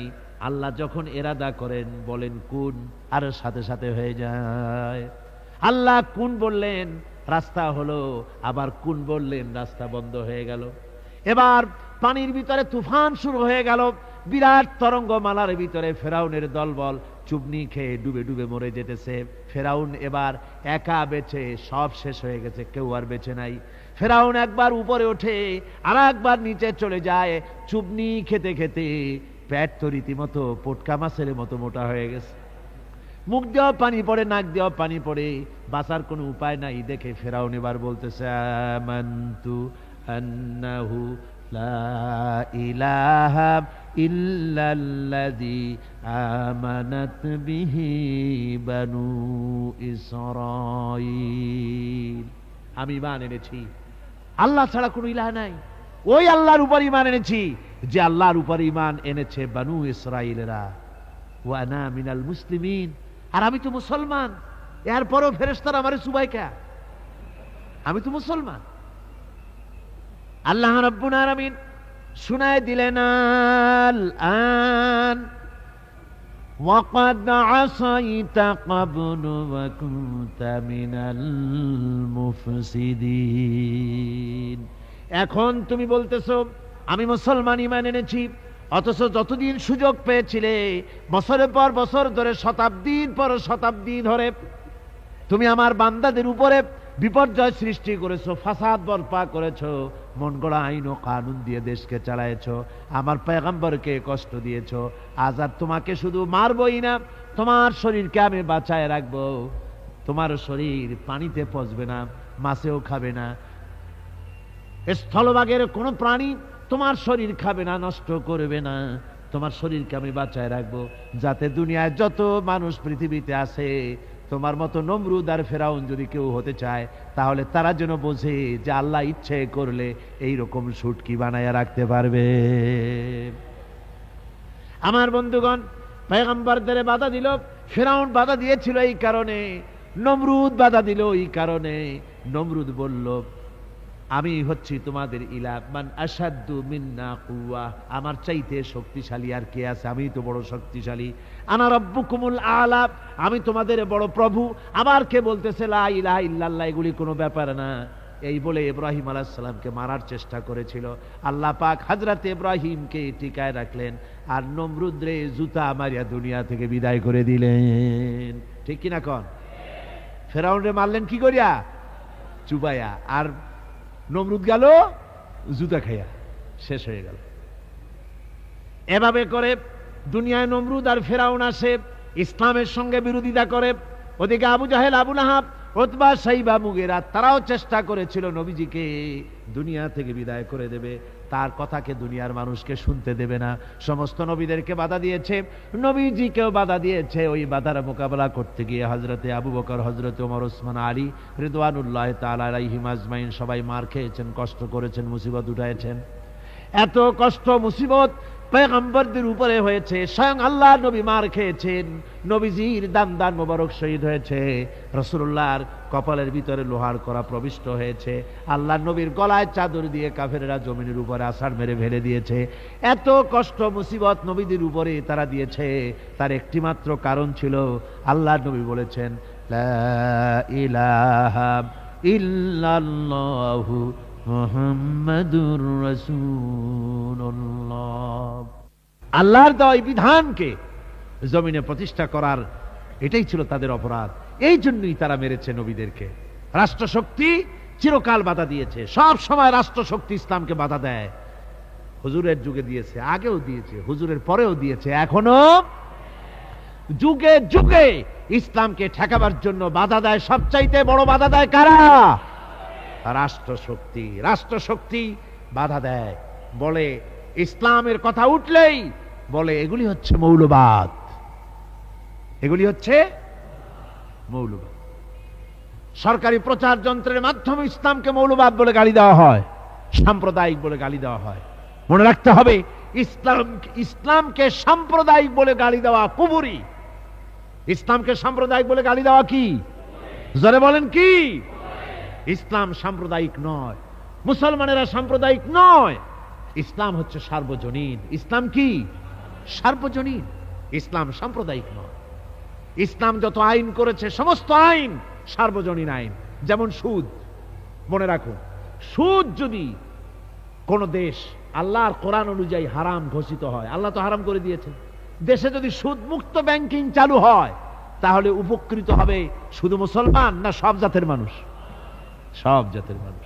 সুদ দিয়ে মানুষ শোষিত হয়। মদ যদি বন্ধ হয়ে যায়, রাষ্ট্রশক্তি যদি কোরআনের আইন অনুযায়ী, আল্লাহ বলেছেন মদ হারাম, মদ যদি নিষিদ্ধ ঘোষিত হয়, উপকার পাবে কি শুধু মুসলমানে না সবাই উপকার পাবে? জেনা যদি বন্ধ হয়ে যায়, সরকার কর্তৃক জেনা যদি বন্ধ করে দেওয়া হয়, তাহলে উপকার কি মুসলমানদের না সারা পৃথিবীর সমস্ত মানুষের?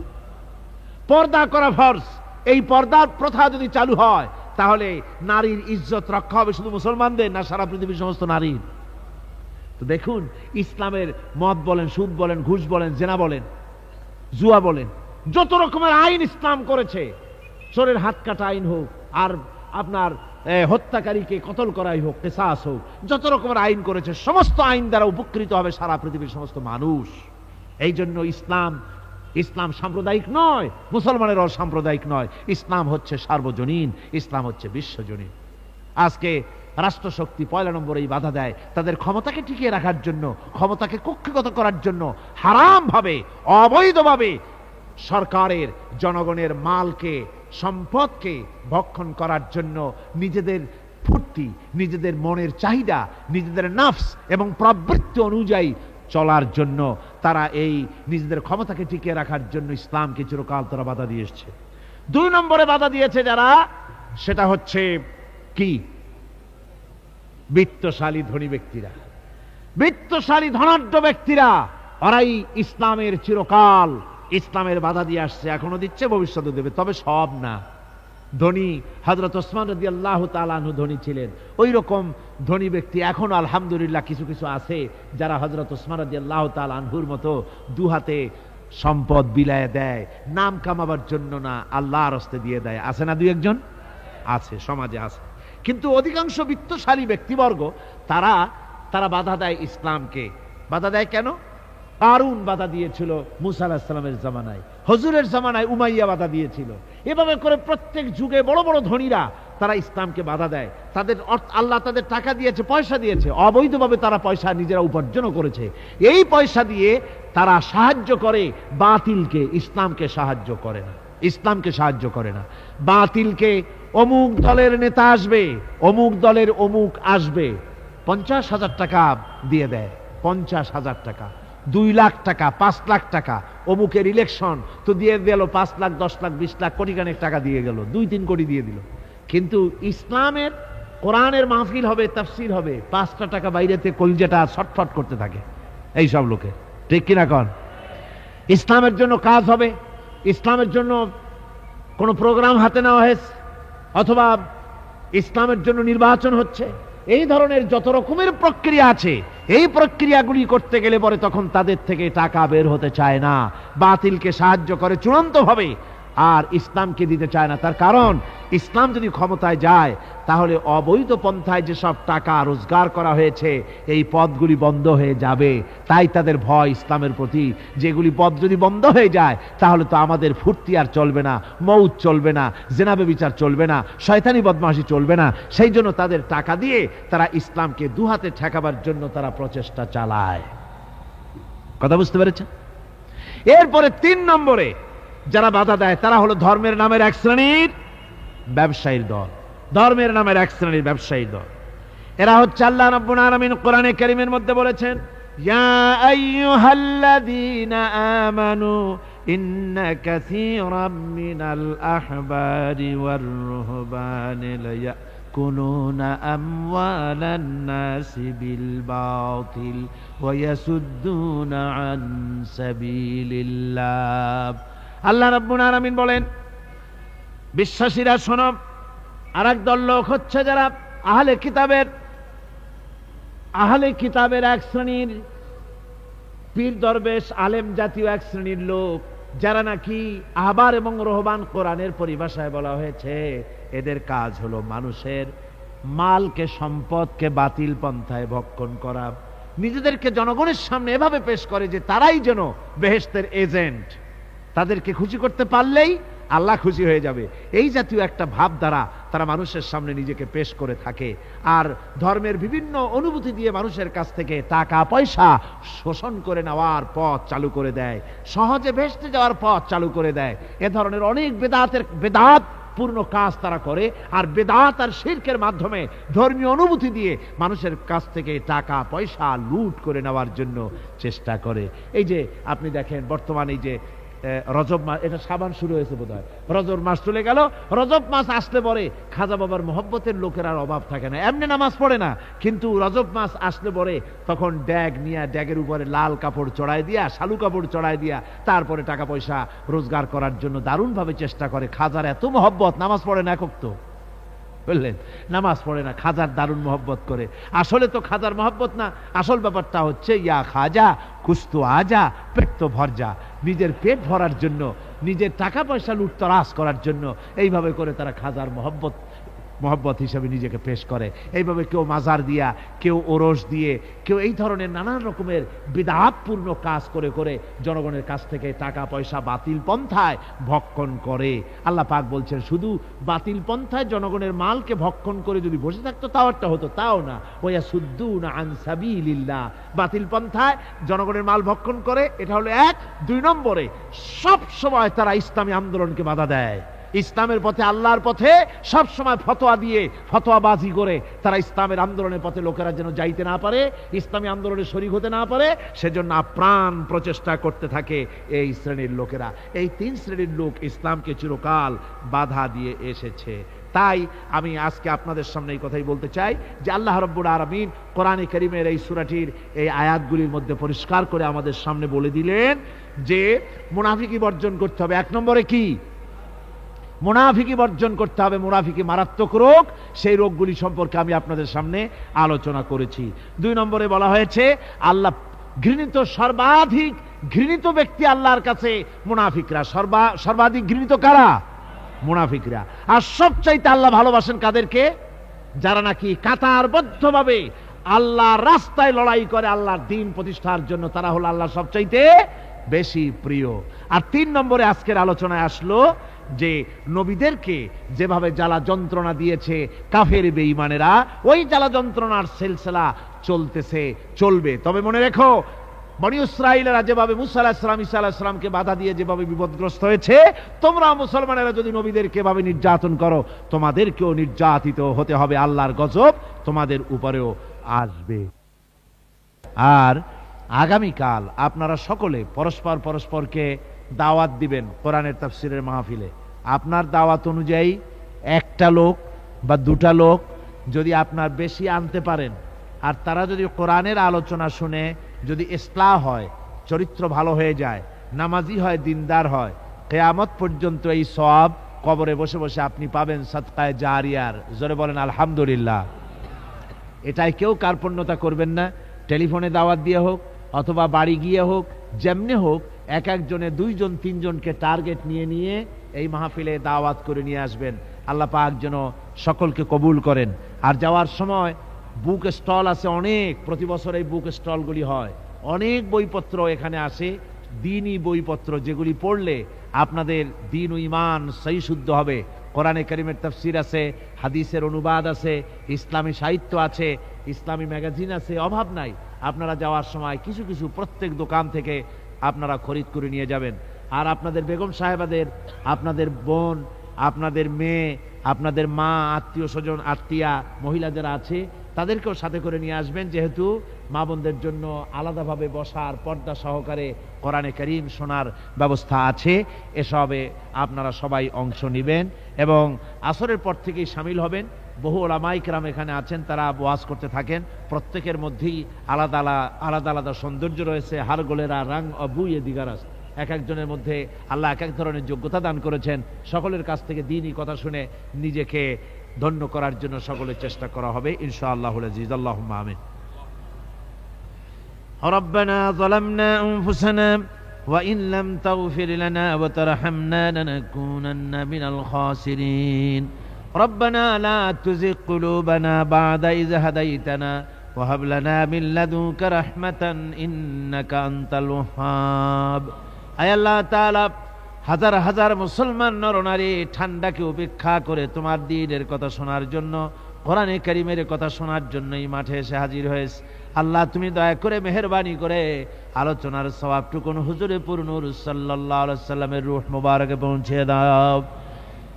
রব্বুল আলামিন, আমাদের মধ্য থেকে যাদের মা বাপ দুনিয়া থেকে জন্মের মতো বিদায় হয়ে গেছে, আল্লাহ কবরে যদি আযাব থাকে দয়া করে আযাব মাফ করে দাও। আল্লাহ, আমাদের মা বাপের উপরে তোমার রহমত নাজিল করো। রব্বিরহামহুমা কামা রব্বায়ানি সগীরা। রব্বিরহামহুমা কামা রব্বায়ানি সগীরা। আয় আল্লাহ রব্বুল আলামিন, এই মাহফিলে যত লোক আছি আমরা, কার কোন ব্যাধি আছে, রোগ আছে, আমরা তুমি ভালো করে জানো। আমাদের প্রত্যেকের ব্যাধিকে তুমি শিফায়ে আজলা দান করে দাও। আল্লাহ পাক, তোমার এক বান্দা ইফতেখার, তার নাম তিনি মারাত্মক জ্বরে বছরের পর বছর ধরে ভুগতেছে। আল্লাহ তুমি দয়া করে মেহেরবানি করে তাকে শেফা দিয়ে দাও। হায় আল্লাহ পাক, আবারও আমরা স্মরণ করি তোমার দরবারে দোয়া করতেছি এই সমাজ কল্যাণ পরিষদের সভাপতি মাওলানা শামসুদ্দিনের জন্য। আল্লাহ তুমি দয়া করে মেহেরবানি করে তার চোখ ফিরাইয়া দাও। আয় আল্লাহ, কোরআনের মাহফিলের দাবি তুমি কবুল করো, এই হাজার হাজার মানুষের আকুতি কাকুতি কবুল করো। আল্লাহ মাওলানা শামসুদ্দিনকে পূর্ণ দৃষ্টিশক্তি সম্পন্ন করে আমাদের মাঝে তুমি ফিরাইয়া দাও। রব্বুল আলামিন, এই কোরআনের মাহফিলের জন্য যারা সাহায্য করেছে আর যারা করবে, আল্লাহ সকলকে তুমি তোমার দরবারে তাদেরকে তুমি মর্যাদা দান করে দিও। আল্লাহ এই মাহফিলের বাকি 4 দিন তোমার কুদরতি নিজাম দিয়ে তুমি পরিচালিত করো। আল্লাহ এই মাহফিলের সব হেফাজতের এবং পরিচালনার দায়িত্ব তোমার কুদরতি হাতে তুমি তুলে নিও। আল্লাহ আল্লাহুম্মা হাব্বিব ইলাইনাল ঈমান وزينه في قلوبنا وكره إلينا الكفر والفسوق والعصيان واجعلنا من الراشدين ربنا تقبل منا إنك أنت السميع العليم وتب علينا إنك أنت التواب الرحيم سبحان ربك رب العزة عما يصفون وسلام على المرسلين الحمد لله رب العالمين واجعل آخر كلمتنا عند الموت لا إله إلا الله محمد رسول الله